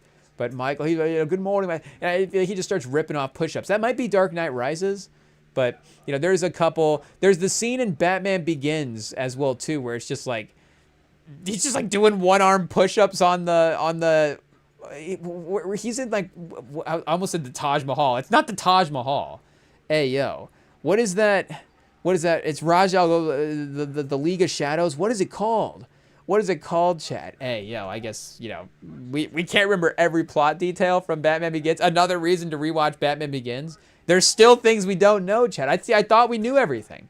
I thought we knew everything about the Batman material, but I don't know. Carmartage is where Doctor Strange goes to get his magic worked on. But for Batman, I forget where does the League of Shadows train? Is that Chesapeake Arena? What is that, Chet? Oracle? Is that the old Oracle? I forget. But either way, they've got like they've got those big long columns. What are we talking about? But they got those like pillars that you can get on top of the pillars and do the push-ups on. I guess it might be more of like a balancing thing. Maybe you run across them, but he was also doing push-ups. Was he doing push-ups on that? I forget. I guess we'll have to do that's our next piece, chat. That's our next written essay, is a history of guys doing push-ups in movies. That would be, what a history. That would be, so many movies. I was just, what were we just watching? Speaking of, it's Sanaa Lathan, Michael Ealy, and Morris Chestnut. I forget what The Perfect Guy or The Perfect Stranger. One of those two, but that was on Tubi right now. And it was like, well, I guess, just Sanaa Lathan, click.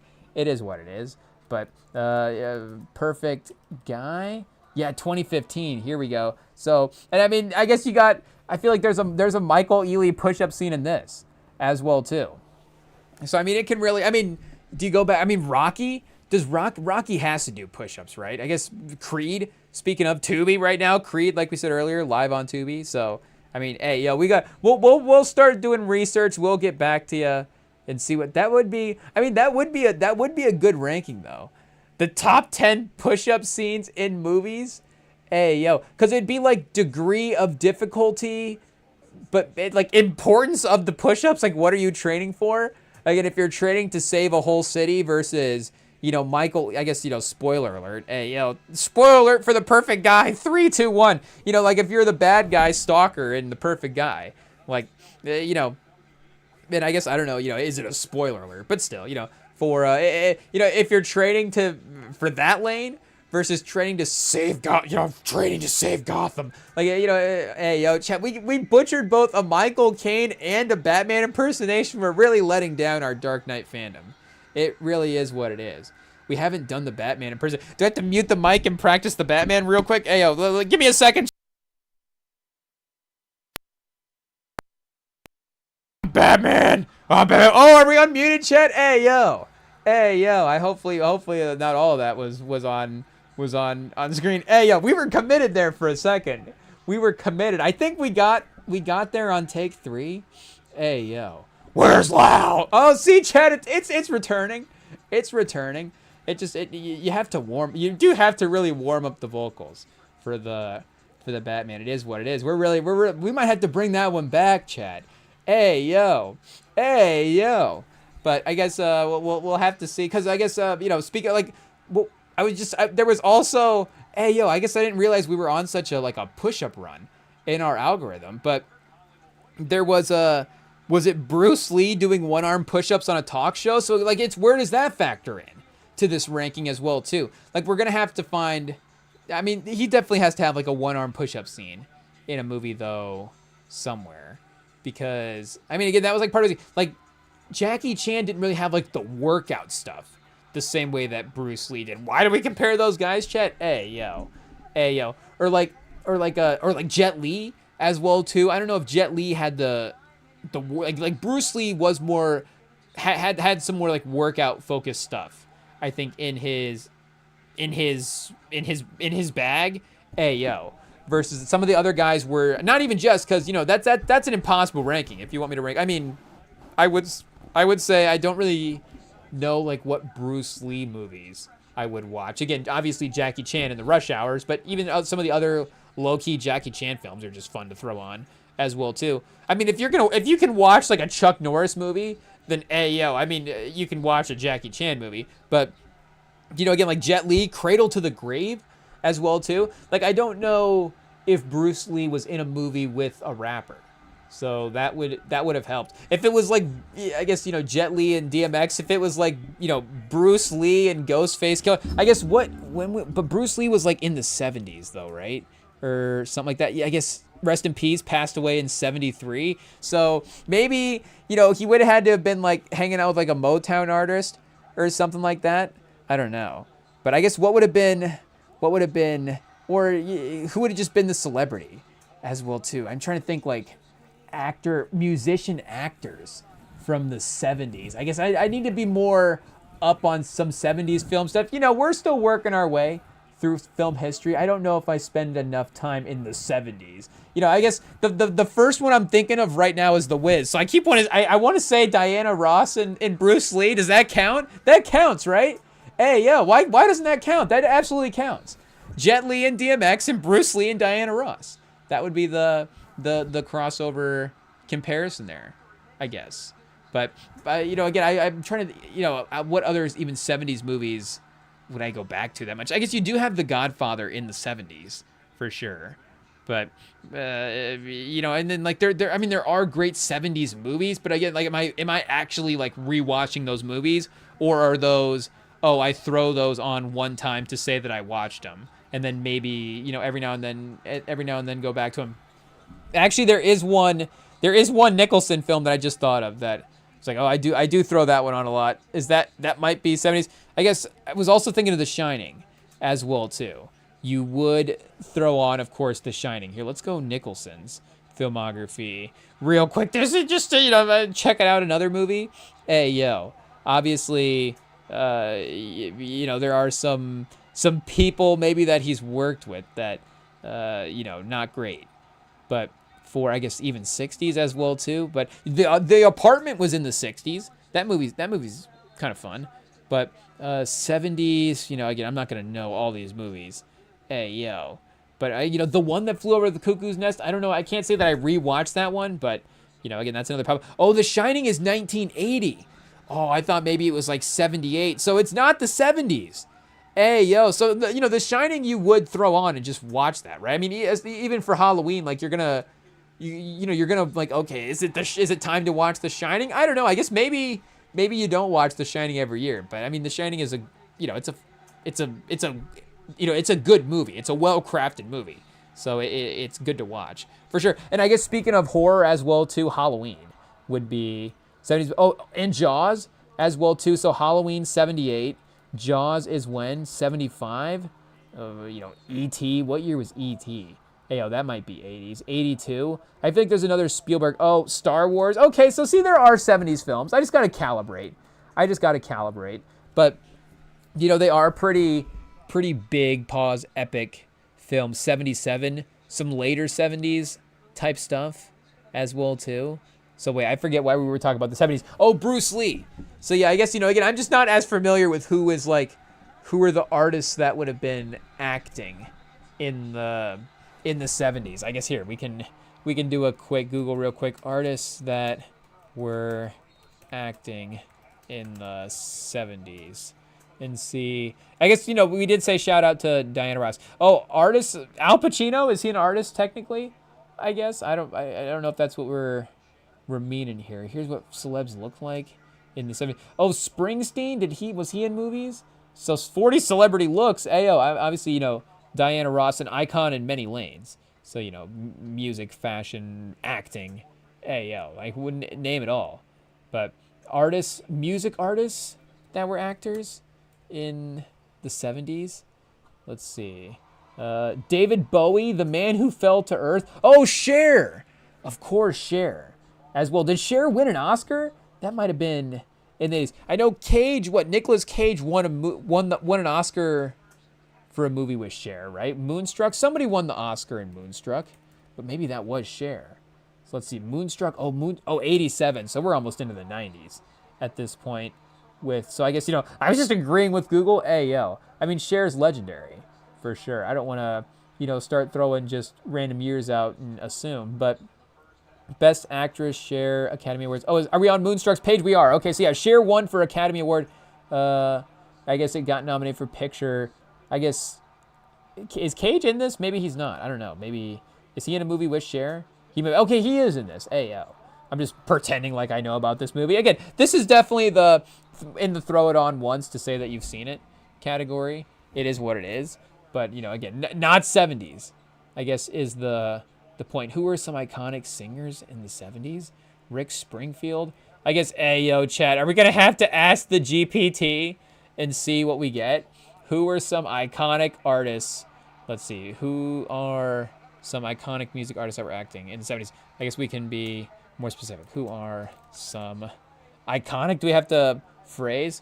Who are some music artists that were acting in the 70s? That could also be in a movie with Bruce Lee. Elvis Presley, Cher, Barbra Streisand, Diana Ross, David Bowie, Chris Christopherson, Mick Jagger, David Cassidy. So maybe it just wasn't a thing that wasn't quite crossing over yet. And I guess, you know, where were musicians at with, like, you know, selling out culture at this point as well too? You know, were they not trying to be pop, and that's how, you know, I guess I don't know. But either way, for, you know, acting, I guess, you know, even these names, and I guess, you know, maybe I just haven't seen like the Mick Jagger movies, but appeared in cult films like Performance, David Cassidy, TV. I guess, you know, TV for sure. You got maybe a lot of show cameos. Willie Nelson started building the outlaw country actor lane that exploded in the 80s. I guess, yeah, but Bette Midler? Bette Midler does have a Spotify page, doesn't she? We're going to be bumping Bette Midler at the gym, chat. Let's see what we got here. How many listeners per month is Bette Midler pulling in these days? Is that the star of Hocus Pocus, Bette Midler? We're talking 1.9, chat. In These Shoes remixes. She dropped an album in 26. She just dropped February 26th, In These Shoes. The remixes. So I guess there's 7 different versions of In These Shoes. Shout out. I guess, you know, I'm not as familiar with Bette Midler's discography, I'm not going to lie. But, you know, I feel like I've seen some of these songs recommended, or they have played if I've gone to, like, you know, old radio situation. I guess, you know, is that a Spotify lane? Old radio situation? You can follow my Spotify page for that. It is what it is. But, yeah, I you know, again, I'm familiar, but I just can't say that I have a tune that pops into my head when I, you know, think of Bette Midler. But shout out, obviously an icon. So, you know, is that the best actor crossover we got? So we got Bruce Lee in a movie with Diana Ross and Bette Midler. Chad, this is going to be crazy. I can Tina Turner, chat. Meatloaf, Debbie Harry, starred in becoming Downtown NYC film. icon. Film theater icon? AO. Again, we can't read. But I guess, yeah, maybe not quite the move. The 70s were kind of the golden age of rock star becomes movie star. I guess maybe we just don't know 70s music, but especially because Hollywood got more experimental and musicians had huge cultural cachet. People like David Bowie and Mick Jagger weren't just cameos. Directors treated them like mysterious screen presences. Hey, yo. A ton of major music artists crossed into movies and TV in the 70s, became legit acting stars. Elvis Presley, already a legit star. I guess Streisand and Diana Ross are the ones, right? They are the ones. Because again, like if David Bowie is 4th on this list, and I can't say that this list is ranked, but I just can't say that I've ever seen anything that David Bowie is in. The Rise and Fall of Ziggy Stardust, I guess. Oh, I've heard of that, but that's an album. That is an album, yes. So that's not a movie. I was like, have I watched that movie? I guess I haven't, because it doesn't exist. It is an album, but Magnetic on the Screen and The Man Who Fell to Earth, 1976 British science fiction film, which again does sound familiar as well. And, obviously, again, great career. We're not trying to, disrespect the career of David Bowie here. And maybe I just need to watch more David Bowie movies as well. But yeah, Cher, Streisand here. Let's even go Cher's 70s, Cher's 70s filmography and see what we have got going here.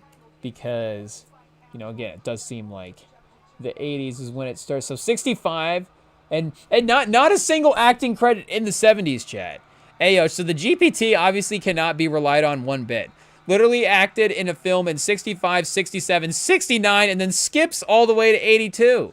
And then we got 83, 85, and then 87, 3 films, including Moonstruck on the list. Burlesque in 2010 as well. Hey, yo. But, yeah, I guess, Cher's off the list. So it's Barbara Streisand and Diana Ross. Let's see here. Barbara. Hey, yo. Barbara Streisand. Here we go. Okay, we spelled it right. Hey, yo. Let's see if we can get a filmography page up here and see what we got going on. 1970, On a Clear Day You Can See Forever. The Owl and the Hat. What's Up, Doc? Up in the Sandbox, The Way We Were? That maybe sounds a little familiar. Robert Redford, For Pete's Sake, 1974, screwball comedy directed by Peter Yates. The Funny Lady, 75. Okay, A Star Is Born was in 70s, 76. The Main Event, 79. So I guess, I'm not as familiar, again, with some of these 70s movies, but I imagine that, pretty major star in the 70s, and obviously A Star Is Born there in the middle of the decade is pretty huge. But is A Star Is Born better than The Wiz, chat? I mean, I can tell you which one that, I've seen more times this year. That's for sure. But I haven't probably honestly, I guess I was even gonna give Barbara Streisand credit for watching the Lady Gaga movie. I guess I haven't even seen the Barbara Streisand version. Now that I think about it, I've seen the Lady Gaga version. Hey, yo. But I guess I haven't actually seen the Barbara Streisand version of Lady Gaga, or of Star Is Born. So, or does Barbara Streisand play Lady Gaga in a movie as well? I'm not sure about that. But, either way, I was about to say that I was about to give her the minutes viewed for watching the Lady. It's like, okay, if we watch that one, that's like watching all of the versions. But I guess yes, we've all, in terms of 70s movies, like we're saying, it's definitely up there. It is what it is, but where's the filmography page at? Lady Sings the Blues, 72. Mahogany, 75. The Wiz, 78. So, again, obviously the run was the 70s there. But I guess those two alone, hey, yo. Billie Holiday for the nominations and The Wiz for the... obviously there's, the rewatchability for both. And, but like I'm saying, if I've thrown The Wiz on more than Lady Sings the Blues, you got me there. I can't lie. AI will expose our numbers someday. Be like, oh, yep, it was true. He did watch The Wiz more than Lady Sings the Blues. But I guess hot take, we're going to start racking up the minutes behind the scenes. You guys don't know it. But I guess we can't, chat, because guess what? We're probably going to watch The Wiz a couple more times. But and still nominated for a Saturn Award as well too. So the performance being recognized in the genre as well. But I guess those two movies, if we're talking actor crossover, that might be enough right there. So it's gonna be Diana Ross and Bruce Lee, I guess, is the long ways of saying it. And fortunately, on this ramble, Minnesota hasn't really been able to close the gap this much. So 53-77 with 5:18 left in the third. Hopefully we can, get to that fourth quarter, because it would just be the mental factor for Minnesota. Being like, okay, we already got one here in San Antonio. We know we're going to be heading back. They have the big lead going into the fourth. Maybe they kind of, give up. I'm not trying to say give up. Ayo, we would never say that about Minnesota. But, maybe there is that little bit of a, pause backing off. That does happen in the game. If they, I guess, wave the flag a little bit, wave the surrender flag a little bit, and, call it with the subs that way.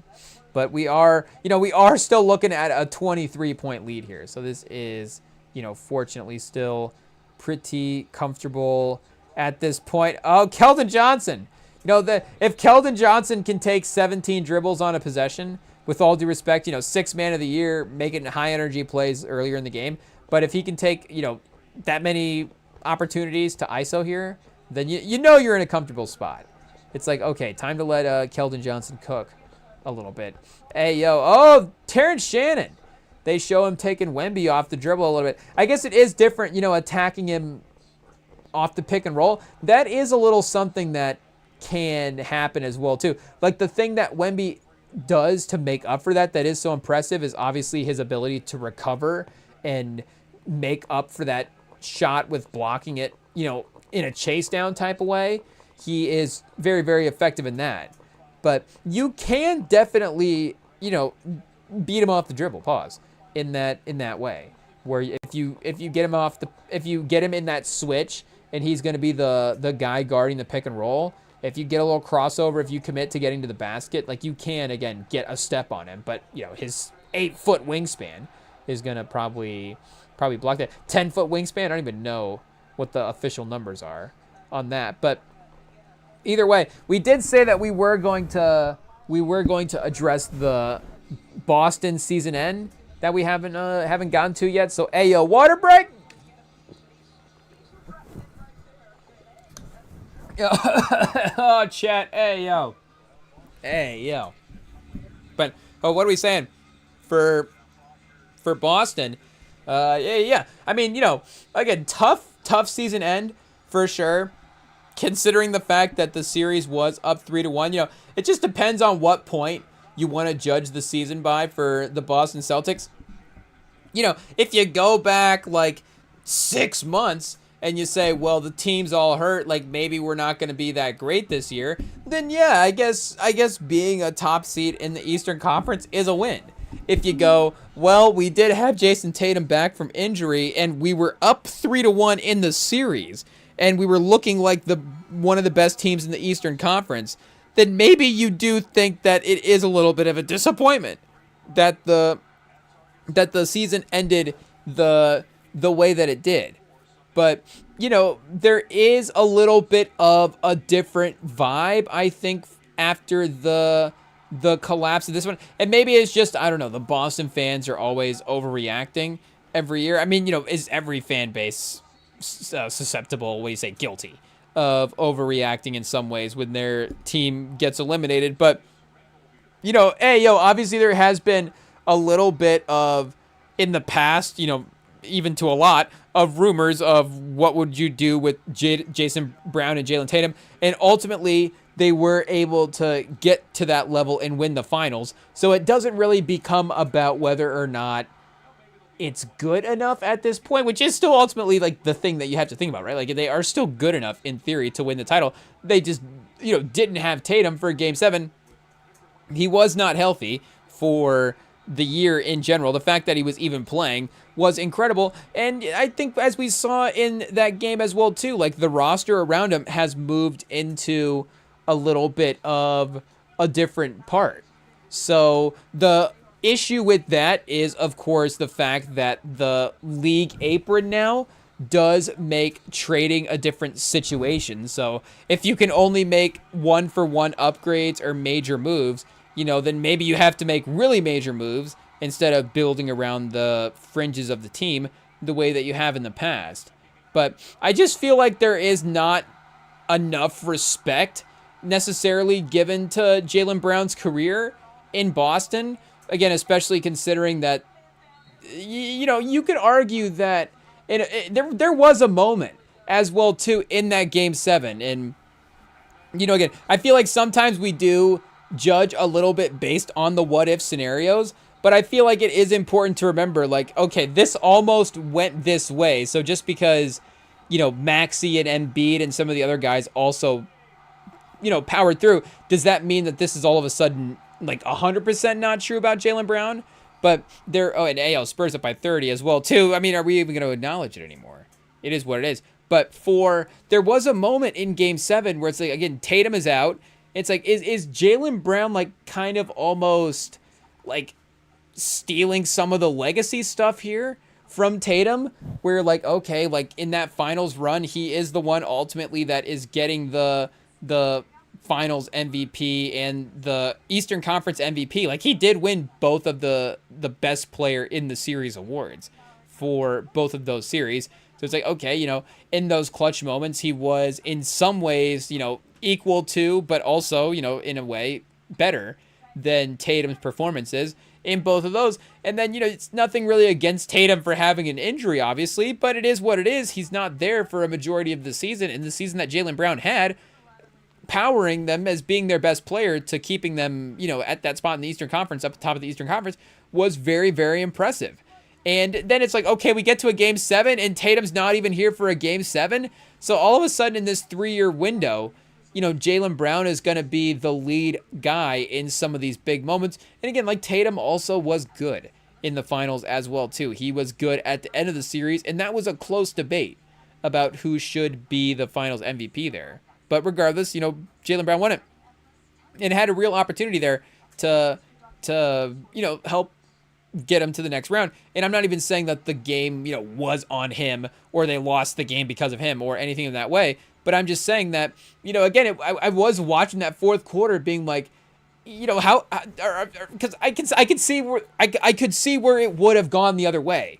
Because again, that is such a, again, do you say like a high clutch moment? You don't think about it being, a high clutch moment on the same level of like the NBA Finals because it is the first round of the playoffs. But again, if a team, it can lead to overreactions in the same type of way where teams are going to make dramatic moves. Other teams can overreact to like acquire the players that win the finals and be like, well, obviously, and there is obviously some truth to it, but it's like, well, we have to pay the players that just won. That's how we're going to win. And then sometimes the teams that lose too early, they're like, well, we have to shake everything up. That's the only way that we're going to win next year is if we just do everything completely different or have some major twist. But I was watching that fourth quarter, like, okay, I see where this is going, because if they lose this game, even if it's, again, and a loss is a loss, I get it.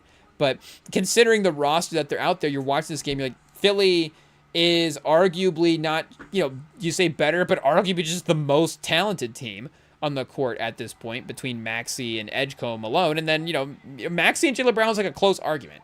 Like, again, for as good as Jaylen Brown is, like, Maxey's obviously a great player. Edgecombe, maybe better as a rookie than anybody else in the Celtics as of right now. And then, Embiid also, and Paul George, if he's playing well also. Like, you could argue that they have 4 of the 5 best players on the court in that scenario if Tatum's out. So, again, it's like, how much are we really going to, put on Jaylen Brown for a loss in this situation? And I get, hey, like I was saying earlier, like a guy loses a playoff series, he's emotional, if I can say that respectfully, like, emotions are high is maybe the better way to phrase it. Because, again, obviously that's projecting even how, I might react in that situation. I'm not, I can't say that I would know everything that I would say, obviously, if my team got eliminated in a Game 7, and if it's like, oh, well, let me jump on the live stream and talk about it. But there is, it's 2026. Like, the guys have fan bases in these ways. Again, I'm on a YouTube live stream. Like, everybody's on a live stream. Hey, yo. And these NBA players have that ability to have these fan bases as well, too. And, like Jaylen Brown, for what you want to say, he has done a very good job of having that, growing that live stream into something.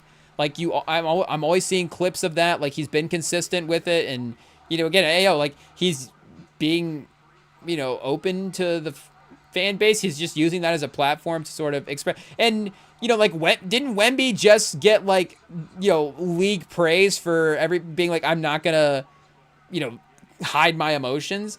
So, again, there's a difference between, like, I'm not going to hide my emotions and then I'm going to rant about everything that's going on in the team. Again, I'm saying two extreme things there, not necessarily saying that Jaylen Brown did the, one version of the extreme. But I'm saying, I'm sitting there watching that fourth quarter. And it's like, with as good as he is, as good as he's been all year, as important as he's been for him in this game, like, they may lose this game, and all of a sudden we're going to be right back to where we were, a handful of years ago before they won that finals. It's like, do we have to trade Jaylen Brown? Is Tatum and Brown good enough? Is this combo, in a spot to win a title in the modern NBA?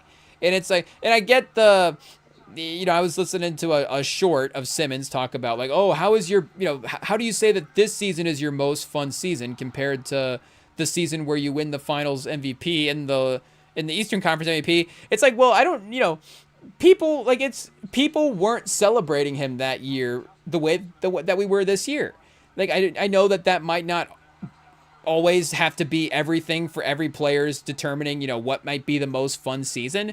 And, maybe he's just, being, are we going to judge, again, how harshly, the word selection, all different stuff. But it's like, again, like, objectively, and you say we weren't uplifting him, he won the finals MVP. But again, it's like, there was a debate between him and Tatum, and there is going to be that contingency when he does win, where it's like, well, Tatum's been the guy all year. I mean, I'm sure we made a version of that argument where it's like, is this the best way to represent the team? And now kind of looking at it, it's like, yes, it is. It kind of is. Like, both those guys are, I would say, equal to what this team has been over the last couple of years, even if, again, like, Tatum has the first team All-NBAs and some of the higher regular season achievements year to year. Like, again, Jaylen Brown might be first team All-NBA this year. It's probably going to be his highest season on the MVP ballot.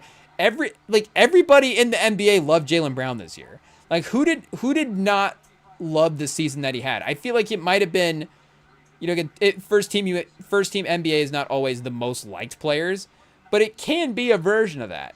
Again, like, I guess Jokic is probably going to be first team. Have they announced yet? I guess we'll have to do a quick Google search here and see if they have announced that. But, like, Jokic is going to be first team All-NBA. I don't think Jokic was as liked this year as Jaylen Brown. Like, the Jokic season was definitely turned a little bit of a different direction. Like, Giannis as well. I think Giannis is still more liked than Jokic. I don't know if Giannis had a more likable season than Jaylen Brown had this year. I don't know if Luka Doncic had a more likable season. And, some of these guys are dealing with injuries as well, too. I'm not saying that part of it. But even a really successful season like Cade, like, we love Cade, obviously, even going back to some of the draft stuff. Like, Sam was always like, Cade versus Mobley in that debate. Like, the Cade defense tape here is very, very strong. If they ever need, to defend Cade's basketball play, they can just dig through the Rem and Sam archives and, pull out a couple of clips. It won't be difficult. Hey, yo, we love his game. But regardless, I would say that, and the Pistons did way overachieve expectations, but it was one of those things where it became, evident that it's like, oh, we have to readjust what it is for the team. Obviously, same for the Celtics as well, too. But there is that, version of Detroit being fully healthy as well. Whatever, they've got younger players. It's like, oh, they're just a little bit farther along on the timeline than we thought. Not this roster is overachieving in this type of way. I just think that, again, Jaylen Brown maybe had a more likable season, a more, like, people were speaking more highly of it than Cade. Like, again, I think that's a good, like, All-NBA might be a good determining factor there, where I feel like he might make first team All-NBA because of likability. I mean, not just because of that, obviously, but that could be a little smidge of a tiebreaker if I have to, again, that could be a smidge of a tiebreaker.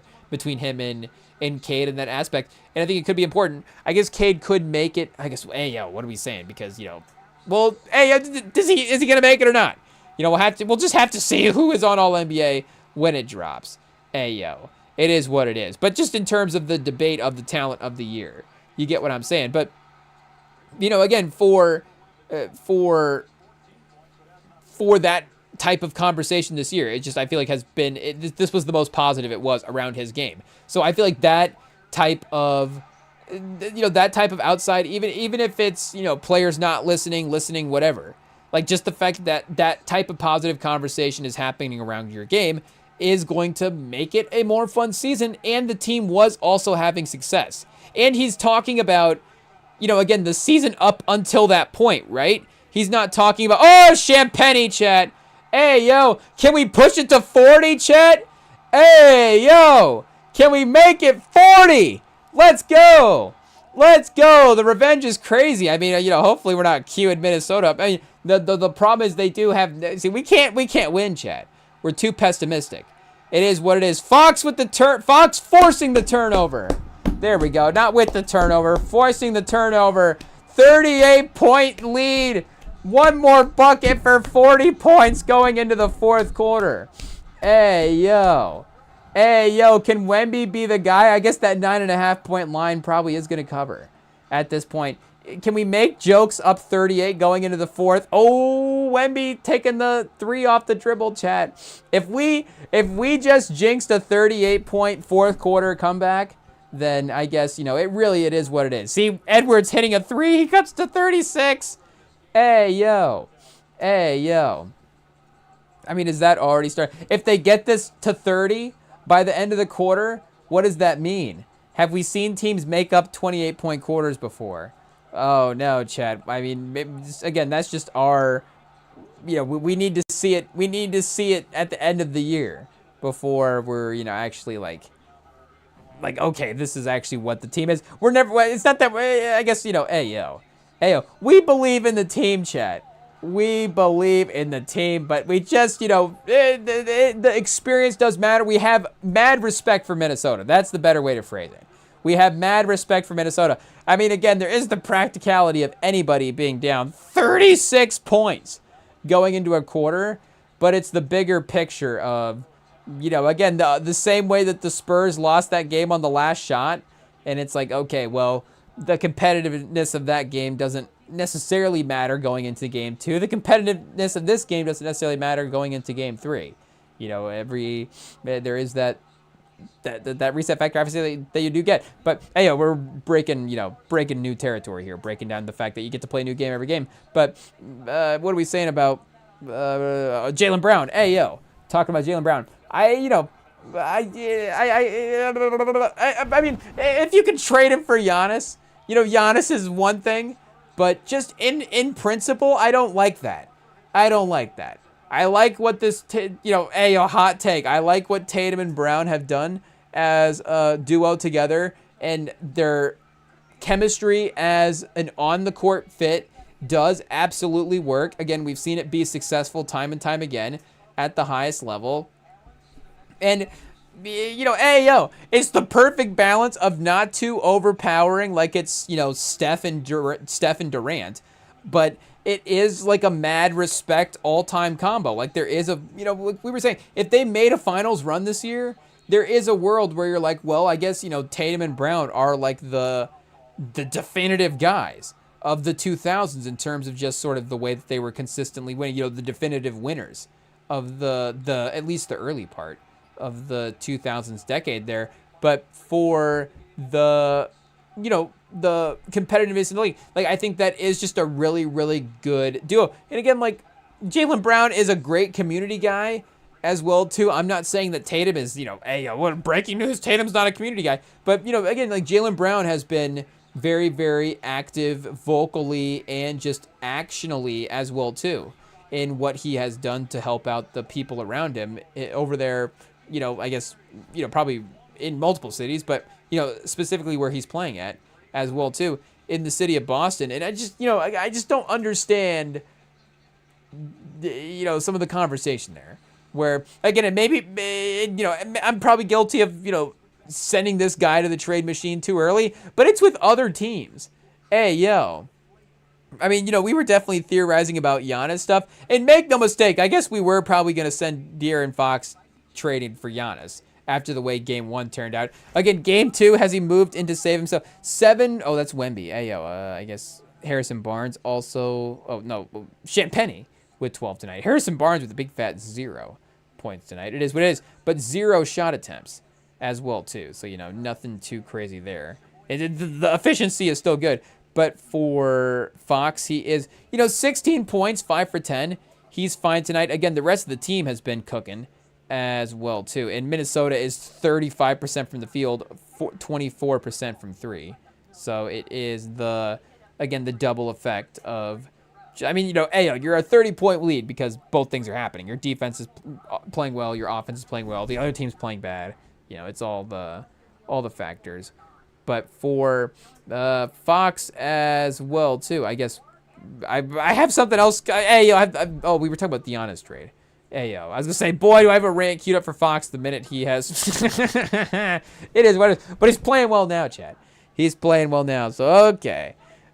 And he has the highest plus-minus in the game outside of Keldon Johnson, so okay. He's winning us back over. But I just, I feel like it's needed to respect what Jaylen Brown has done for this team, because again, it's just because Tatum has won all of these regular season accolades doesn't mean that he has been definitively the better playoff player. I mean, he has great moments, and that's, again, we're not necessarily needing to compare those two guys as well too, but I guess the better way to phrase it is not necessarily definitive that he is more important to the team. Again, there is, what if Jaylen Brown was out and Tatum was the only one playing in that game? Again, peak Tatum, we're like, well, maybe with that closeness of that game, they're able to win it. Maybe, who knows, but also maybe the game's not even that close with Tatum in it. Hey, yo, I guess that would be the hot take as well, too. But for his importance to the team, I think he has been equally as important. And I don't think he gets the equal amount of credit the same way that Tatum does. So, again, I don't know if that's, taking a shot at Tatum to say that this is his most fun season in Boston, playing without him. But, again, I think it's more the way that people were talking about him, the way that the NBA community was just uplifting his season as, like, a really, really positive season this year. Again, he's second-team All-NBA in 22-23, but he's been in, I guess, 66 games played in 21-22. But the last, or this decade, the 2020s, he's been an all-star for all of them except one the year, and then the one All-NBA, again, compared to Tatum, who is basically, if he doesn't tear his Achilles this year, probably a top, I guess, does he win the MVP over Shea? That would be, of course, a little bit of a different argument, but he's basically an MVP candidate, top 3, top 4 guy in a different way that Brown is compared to this season. Yeah, he's got 4 straight years of being top 6 in MVP voting, 4 straight years of first-team All-NBA, and then, 19-20 as well, too, was just 12th in MVP voting. So he does, add to the playmaker number, the rebounder number. I do get that the advanced stats as well, too, do look better for Tatum's game in some way. But if you just watch the games, Jaylen Brown's shot making, again, the defensive levels that he can get to are just as important for this team as, anybody for their roster in the league almost. So I just feel, again, I feel like shout out, the Celtics contingency maybe doesn't need to just immediate. And again, like, I can't say about the Giannis thing. I get having your sights set on Giannis. Like, that is, a goal that literally every team in the league is going to have if they can manage it somehow.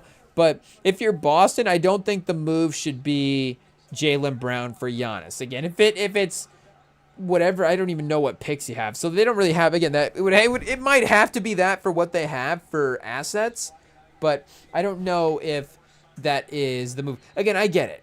Tatum and Giannis, hey, yo, you're telling me that's not a better team? I mean, that's the one upgrade scenario that you could probably make.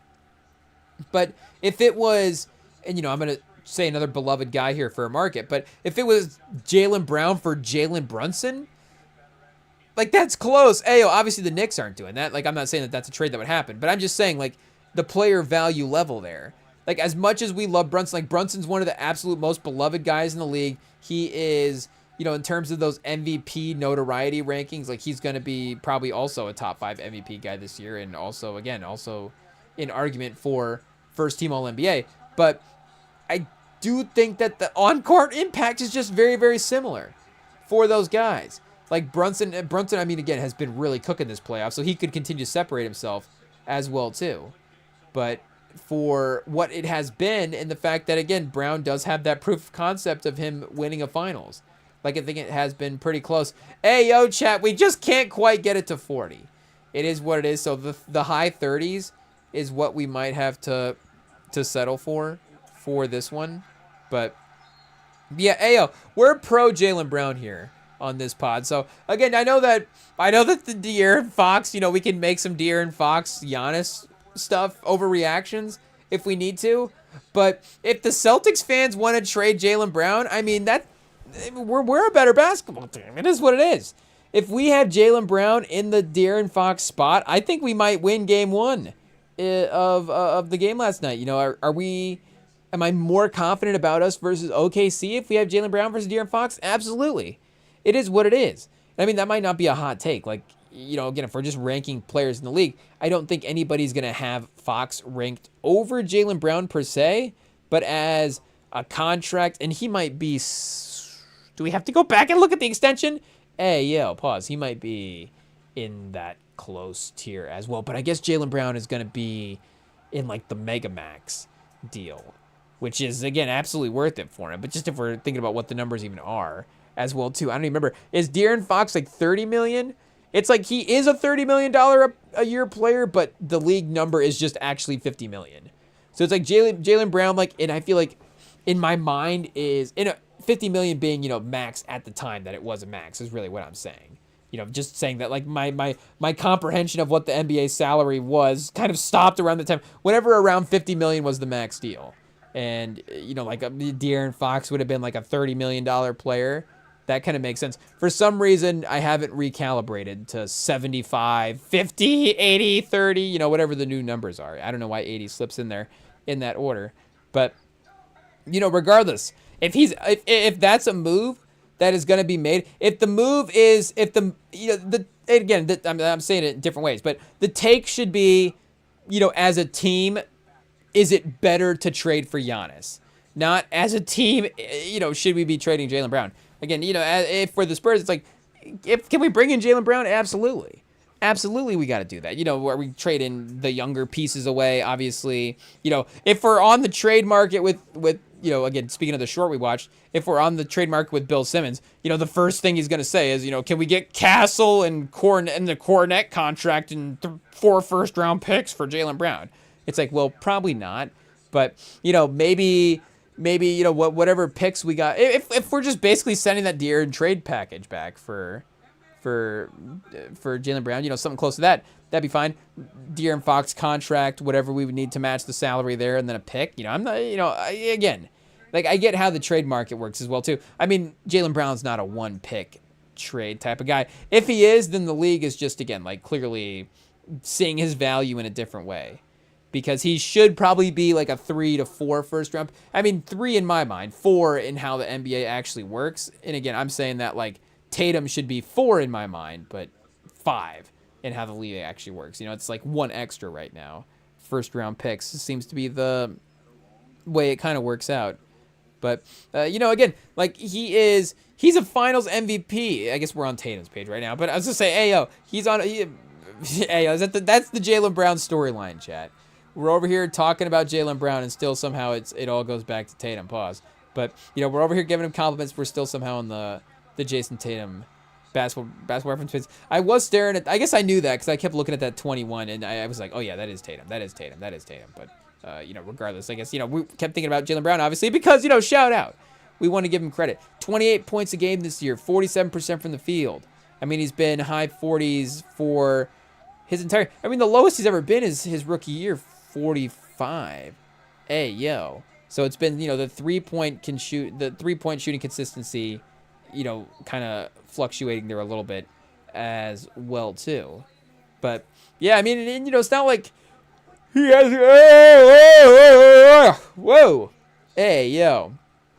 I mean, he has been in the league a decade now, but yeah, he's 20. He's 29, so it's not like we're getting to the Jaylen Brown, is he moving into a different phase of his career? And if he is, again, he's getting traded to a team where he's still the second option. Like and this is not a disrespect, but I mean this from a Jaylen Brown perspective. Like, where does Jaylen Brown want to go where he's the number one guy and the team's going to be good? Like, that's not to say that Jaylen Brown can't be the number one guy in a good team. Again, if he's in San Antonio right now, he is the number one shot maker. I guess, again, it goes to the sort of storylines of Wemby is the guy as well too. Again, Castle's the guy, and then Jaylen Brown. Jaylen Brown's more forgotten in terms of the narratives, but more important in terms of the shot making. I think there is a world where that is possible, but again, that is possible where he is the number one guy in terms of a shot making standpoint. But again, it's going to be, is he going to go to Minnesota and play with Edwards? I mean, that'd be great, but he is just now at that point going. At that point, it's just a change of scenery for both sides. At that point, it's the Celtics are like, we're clearly just ready to move on. Again, would it be, and I don't even know why it would be that way as well too. Again, especially if that would be the move. If the move is like Julius Randle for Jaylen Brown, again, no disrespect, but there's just no reason to trade a franchise player and literally like a cornerstone. Like I was saying earlier, a pillar in the community chat. Hey, yo. Like, there's no reason to just, trade a pillar of the community for Julius Randle. Hey, no, shout out to Julius Randle. Hey, yo. But, again, that would just be, I think, a little bit of a dramatic move. And they sub Castle out of the game with 38-point lead. So, couldn't get to 40, chat. Couldn't get to 40. It is what it is. Oh, excuse us, chat. Oh. Excuse us.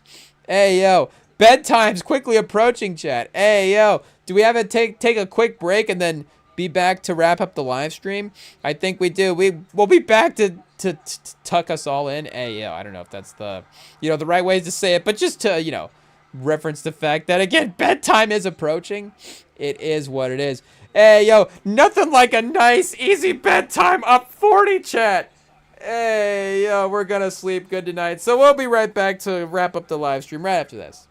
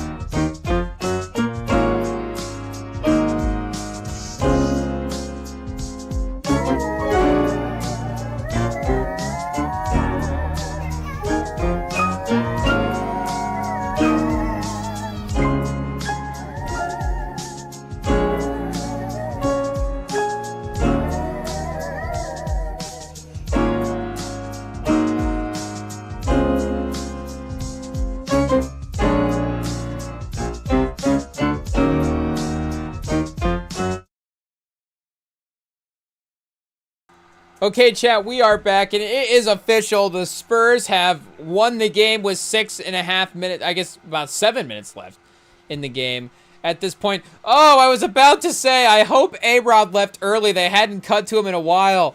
ESPN, reading my mind, immediately just cuts to A-Rod. Hey, yo. I was literally just about to, I hope this man is out of the arena. I guess we can't sweep them because of course we lost game 1. So A-Rod will have to potentially be back for game 5. But if we were back game 5 up 3-1, would A-Rod be in the building? Because that would be, I mean, forget about Anthony Edwards, forget about Julius Randle. Like, don't forget about them, obviously. They're, great players. But, in terms of the annoying competitiveness, forget about the fact that I want this series to be over because I'm just like, we gotta stop competing against Anthony Edwards. Like, that's just terrifying to me. I want this series to be over because I want them to stop cutting to Alex Rodriguez on the sideline. It really is what it is. Glenn Taylor, buy the team back! Hey, yo. I mean, legitimately, if we did the report cards on the owners, one of the worst that we've had, I think. I mean, I hate the REMINGTOM pod calls out Glenn Taylor. I hate to be so controversial here, but again, I think his ears are muffled by his millions of dollars that he got in the sale, billions that he got in the sale. I feel like he'll be okay. Glenn Taylor, less annoying to cut away to on the sideline than Alex Rodriguez. It is what it is. I guess we'll have to see. I assume he's just the owner now. It is what it is, right? But he's not even like the owner. He's a little bit of the owner. Did he just like buy a little stake from Glenn Taylor? AO pause. But I guess regardless, either way, shout out to the effort tonight. And if Joe Ingles is in the game, you know that the Spurs have won. It is what it is. I mean, even if it's early, if it's like Joe Ingles is in the game, you're like, something's going wrong, or unfortunately there's an injury. Either way, whatever the circumstances may be, if Joe Ingles checks into the game for Minnesota, then the Spurs are probably going to end up winning the game. And I got to be honest, is Joe Ingles even excited to play in this game? Because, again, that's the only way he checks in. He's like, I specifically went to Minnesota to avoid having to play. I thought that, we had enough guys, that they wouldn't need me. But is 38-year-old Joe Ingles like, no way. Like, I was hoping that they would. So, can we lose by 40 points more often? He's like, I get to play a whole 7 minutes, a whole 8 minutes in this quarter. Like, is Joe Ingles excited about that? Or is he bummed out that he's like, oh, man, we have to check in. He's just like watching the clock being like, please, I don't even want to win the game. He's like, just cut it to 15. Just cut it to 12 so I don't have to sub me in. But I guess either way, Joe Ingles is on the court tonight. So shout out the legendary Joe Ingles. It is what it is. But we are in that, or at least we have to be, in that territory for the, the largest playoff wins at this point. I guess, we're going to have to see what we got. NBA, biggest playoff victories. I don't know if I can recall a playoff win by 40 points. I don't think the Spurs are going to get there.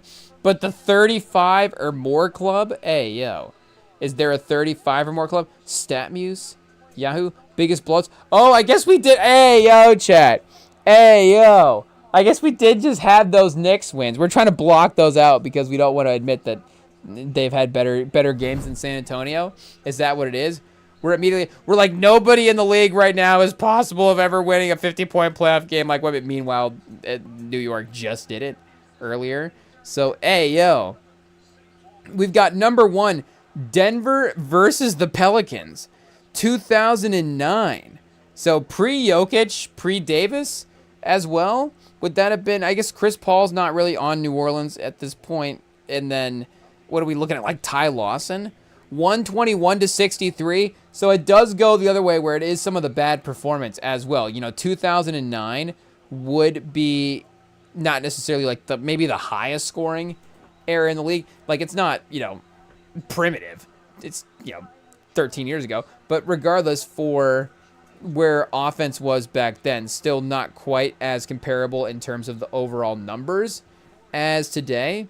But, 63 is still going to be low for any era. So is this rookie Ty Lawson or maybe the year before Ty Lawson as well too. 18th pick in the draft.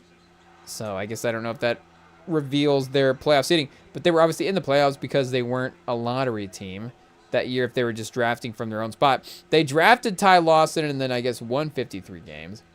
Lost in the first round to Utah. I don't know if it was the Ty Lawson, draft pick specifically that helped him, but he was there. So yeah, the season before, I guess would have been the year that they were in the conference championship game. So they had a game that year that they won by 40 points. Hey, yo. So hopefully that doesn't mean the Spurs are... Well, I mean, I guess in some ways, hopefully it means they're destined to go to the conference championship game. I was going to say, hopefully it doesn't mean we're destined to lose there. Lose there. If we were destined to lose there again, that means we are destined to win this series. But that would be a bummer knowing that they're just immediately going to lose to OKC. It is what it is. But yeah, I guess we would have had the Melo, Iverson, Billups team this year versus the Hornets. So I guess, them locking in defensively as well, too. Oh, they did have Chris Paul. Hey, yo. Chris Paul, West, Stojakovic, 13 a game this year. How old was Stojakovic? 31-year-old Stojakovic, 26-year-old Tyson Chandler.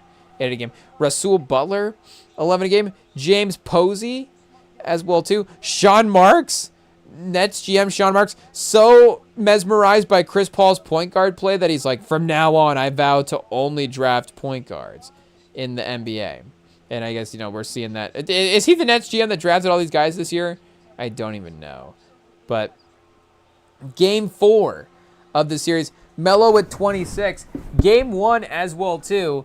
113-84. Kind of a blowout. Obviously, game 2 and 3 a little closer. But game 4, 121-63. The largest win in playoff history. Carmelo Anthony, like we said, the leading scorer. Billups with 17. Dante Jones with 12. Nene with 13. Hey, yo. So I guess no Iverson at this point as well in this game. J.R. Smith with 12. Linus Kelzia with 14. The Birdman himself with 11. So I guess that somehow, they get to 121 there. And then you've got Chris Paul, 2 for 7. David West, 4 for 10. Peja Stojakovic, 2 for 9. And then James Posey, I guess, 4 for 8. Kind of the one guy that just had a normal day that day. But the largest win in playoff history, tied with, chat, going way back. Hey, yo. We've got NBA history capped by 60-point playoff games. We've got the Minneapolis Lakers versus the St. John's, the St. Louis Hawks, 133-75. Also a 58-point win. We were watching some George Mikan highlights in the live stream last night. Do we have to end this with George Mikan highlights again, chat? We might have to. Wait, what year was that? 56? Maybe he didn't play to 56. He did have a shorter run here. Let's see. Mikan is... Oh, that would have been his last year. So he's like, I'm done. I'm never going to do anything better than this. 55, 56. He retired for one season at 30 and then returned the next year. And then they won the divisional tiebreaker. So this is like a play-in game, chat. The early play-in game, the 1956 play-in game. We have numbers for this. Oh, this was 103-97. That was a close one. So not that. March 19th is the game we are looking for. Unless the GPT is just wrong with the information here. Let's see. What was this day here? March 16th? So what game did St. Louis play on March 19th? Might not have been... Oh, no, they played the Lakers in the next series. Okay. So the tiebreaker was for home court, I guess, or something like that. But Pettit on St. Louis that year, Jack Coleman. Al Ferrari? Hey, yo, chat. Ron Canada and Al Ferrari hanging out at somewhere. I don't really know where yet. But definitely somewhere pretty sick. But for... Oh, those are the factors. We need the numbers, the series itself. Oh, here we go. Game 2. It was... And was that the only game that they won? As well, yes, St. Louis won both. By 1 point each. Imagine St. Louis with the minus 56 point differential in this series. And somehow they win. But they were saying on the broadcast just a second ago, they're like, oh, you know, do championship teams ever lose games quite like this? I guess, yes, they do. Yes, they do. Maybe, well, did St. Louis win the championship that year? Wait, let me double check here. Maybe they lost the finals. Oh, they did lose to the Fort Wayne's Pistons. The first ever Pistons title, chat. Oh, runner-up. Never mind, the Warriors. Oh, the NBA playoffs, like, we keep unveiling more. We keep unveiling more. Lost the NBA Finals to the 55-56 Warriors with Paul Arizin on the team leading the charge. Jack George, Paul Arizin, Neil Johnston, Tom Gola, Joe Grabowski, George Dempsey. Ayo, just a classic Philly roster from back in the day. But yeah, for the game there, 58. We had 56 Warriors or Lakers over the Warriors, 1973. So is that Wilt versus hopefully that's not our guy Nate Thurman getting toasted there. Thurman played to 77. It does look like it may be on the table for him. 73 playoffs. He was 17 a game in the regular season. The year before that, 17 and 17. Just a casual double-double in both. Almost averaging a 20-20 for the year is pretty wild. And in this playoffs, what are we looking for here? 73? April 21st, 73. Oh, 70-26. Here we go. Against the Golden State Warriors. So the Warriors logo, you know, looking pretty great. We've got Chamberlain with 12 in this game. Gail Goodrich, 14. West with 16. But Jim McMillan with 28 leads the way. Ayo. And we've got one. Rick Barry with a fun 10 points. Yeah, Nate Thurman, unfortunately, 3 for 13 in this one. I mean, nobody was playing well because Rick Barry was 4 for 18. 3 for 13, 3 for 12, 7 for 2. 2 for 10. Ayo. 7 for 10.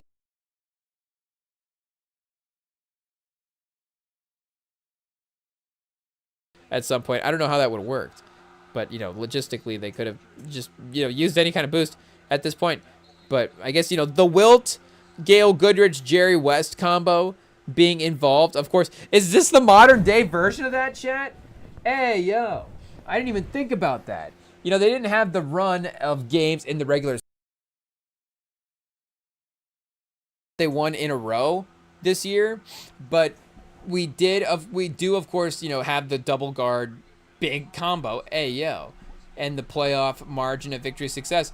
And I do think that they were a little bit more veteran when those guys were together. Of course, Wilt got to the Lakers at the end of his playoff run, or at the end of his career. You know, West was a little farther along at that point. Same with, you know, I guess I don't know exactly when Goodrich was in the league, but, you know, either way, it wasn't all those guys, obviously, in their first or second seasons. But either way, that might be the most modern, that might be the best comparison for him as a trio of what it could be. Could be that Wilt versus that Wilt, Jerry West, Gail Goodrich combo. And even better, I mean, in some ways, I don't think Castle versus Jerry West, if we're going one-on-one comparisons, is realistic there. But Wemby versus Wilt is weirdly, I think, more realistic than Castle versus what are we saying, Jerry West? And Harper versus Goodrich, I think, is very realistic as well, too. Again, maybe it's a mix of offensive, defense, two-way ability instead of just being all the offensive option. But, hey, yo, who just threw that pass to the cutter, chat? Number 45, is that a Plumlee? I mean, I thought we did sign a Plumlee. I didn't know Plumlees were wearing the MJ numbers now. But, I mean, hey, yo, he's diming guys up. So you got to give him credit there. Nice little backdoor bounce pass. We love to see the creativity in the offense, even when, you know, again, some of the stars go off the court here. But for, I guess, here, do we have a minute left with it being a chat? We're hanging on a 43-point lead right now. So we're looking at a top 10, 11. There have been at least 11 more performances than this, so we got to get a 45-point win here to be in the top 11 of all time. Okay, it's 40, so we're gonna be a top 15 playoff win ever. Oh, Olynyk for 3 could have made it 43. We would have needed 2 more buckets here. 2 more buckets. And a stop. Get a stop. Oh, that's the problem, is they're not going to get a stop here. Hey, yo. So, chat, it goes into a whole different lane. It goes into a whole different lane. This is only going to be a 30-point game. Hey, yo. I mean, that's the most spoiled NBA fan thing I think anybody's ever said all year, chat. We might have to edit that out. Hey, yo, can we hit the instant replay on ourselves real quick? Rewind that. It's only a 30-point game? Hey, yo, chat. That's crazy. That's crazy. IT, thanks for playing that. I can't believe that was actually said. It is what it is. The unthankfulness, chat. Hey, yo. Hey, yo, your team's over here up by 38, and it's not enough? It's not enough? It is what it is. But there we go, chat. The game is final. We got one guy in the game with 20 points. That is Castle with 21. Everybody else on both teams, very, very low scoring. The Spurs just kind of evening it out tonight. I guess Wemby right on the verge with 19 in this one here. But, hey, yo, I guess it's gone final on ESPN, not on the feed right now that we're watching. There it is. There it is. Most points in a playoff game since 1983, 133 as well in that game. So, about as dominant the Spurs have been in a playoff game actually ever in their entire franchise. For as good as Duncan and, Ginobili and those guys were. Here, I guess we can pull up Duncan's game log here real quick and see what the playoff tenure looked like for... best margin of victory for this Spurs team. And if we're looking back, again, at this specific era to compare what we have got going on here. Oh, chat. Hey, yo. The last minute blues of it not loading. There we go. The page telling us, yes, we know that you don't work. Okay. Playoff numbers. Oh, whoa, we lost them. We lost them. Let's see if we can get it back here. Playoff numbers. Click into those. Okay, boom. Hey, yeah, we are back. So he is close in the Phoenix series. We got a 22. We got, I guess, a 12 in game 3. We've got in series 2 of his career, overtime loss on the list there. Couple of close losses. We got, I guess then I'm going to start looking at the losses to get petty again. But 16-point game. We've got a, 16 game there as well, too. 16. We've got 14, but nothing quite pushing it into the... Oh, here we go. 27. A 27-point win versus New York in the finals, 1999. I guess unless I scrolled past one too quickly from earlier, but that would be up there in the list. Again, it seems 20 and 30 are kind of close in the scoring overall. 20 and 40, a different tier. Oh, the Spurs trying to copy the Thunder, chat. Hey, yo, we've got the team bonding for the interview. It's Bismack Biyombo and somebody else, though, not quite like having all your best players there. It's not like Castle and Harper. He's like, hey, let me grab Bismack Biyombo and tell him to come do the interview with me. Pause. Be like, hey, let's do an OKC thing real quick. Whoa. What does that mean? But we just saw this video of this guy obviously doing a prank, but he's like prank shopping for a shower. And he asked the employee to step in the shower with him. And then he starts playing the music. And he's like, oh, is this enough space for us to be in here? And it's like, okay. Like, is that... I don't even know what the comparison is there to be made. I think we just wanted to reference that video and just say, like, what are we doing if we're that guy? That is the type of stuff that, I mean, if somebody were to, if he were to just like get absolutely just punched in the face by that guy, I'd be like, I wouldn't, who's to blame that guy? If he's just like, oh, actually there's running water in this shower and, you're going to drown now, then, who's to blame him? Because it's not I guess what are we saying over here? It's not anything crazy. It's the taking anybody out of their comfort zone in that type of way is obviously going to, a lot of times, going to, get an emotional reaction. And now, you're trend. Now we're talking in a different direction of, not appropriately, respect, hey, yo, chat, hey, we tread lightly. We tread lightly.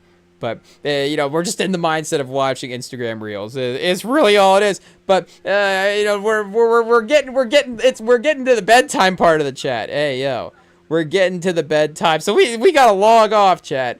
We got to log off. Hey, yo, it is what it is. We'll be back for the Friday live stream. I think we made it to this point without technical difficulties. So, hey, this one is in the books for the midweek stream here. I guess, shout out to LeBron last night. Hey, we did say we were going to mention him. We tried to do a little watch along there, and it did work out. Unfortunately, technical difficulties. We just had to watch the Spurs win by 40 tonight. It is what it is. But we'll be back Friday, like we said. You can join us here on the live streams typically for a Sunday, Tuesday, Friday live stream. Though, as I've been saying it, I've been jinxing it. It is what it is. They say, what's your generational run? Well, the kids these days, generational run. They're talking about generational runs. What's the generational run that you're having on your pod? We're having a generational run of IT difficulties. It is what it is, of IT issues. So, we are, we will make up for it, though, if we do. So we're back tonight on a Wednesday night hanging out with you guys. And, we will be back Friday night trying to get back on the normal schedule there, like we said. But, if you're just popping under the YouTube, I guess the point is, we are here Sundays, Tuesdays, and Fridays. If you ever wander in the YouTube and you need to play, people don't wander the streets and like go into bars and they go into restaurants. Like, let me just wander into this jiu-jitsu gym and just start to learn. Like, people don't do it. People just wander YouTube now. What channel am I going to stumble onto? Well, you can stumble into the Rem and Sam channel, Sundays, Tuesdays, and Friday nights. But hey, occasionally a random night elsewhere as well too. So I guess, are the Spurs playing Friday? That would be 1 day rest for travel. I doubt it. We can see what we have on the slate here for hockey. No, for basketball, chat. We are NBA journalists. Hockey is our true passion, though. We've never admitted that before. Oh, no. 1 day break, chat. Back on Prime for a Friday night game in Minnesota. Uh-oh. I guess, did we just happen to schedule I guess, are we now doing the playoff scheduling as well, too? But I guess it'll be a repeat of tonight's game. So Philly versus New York and Minnesota versus San Antonio.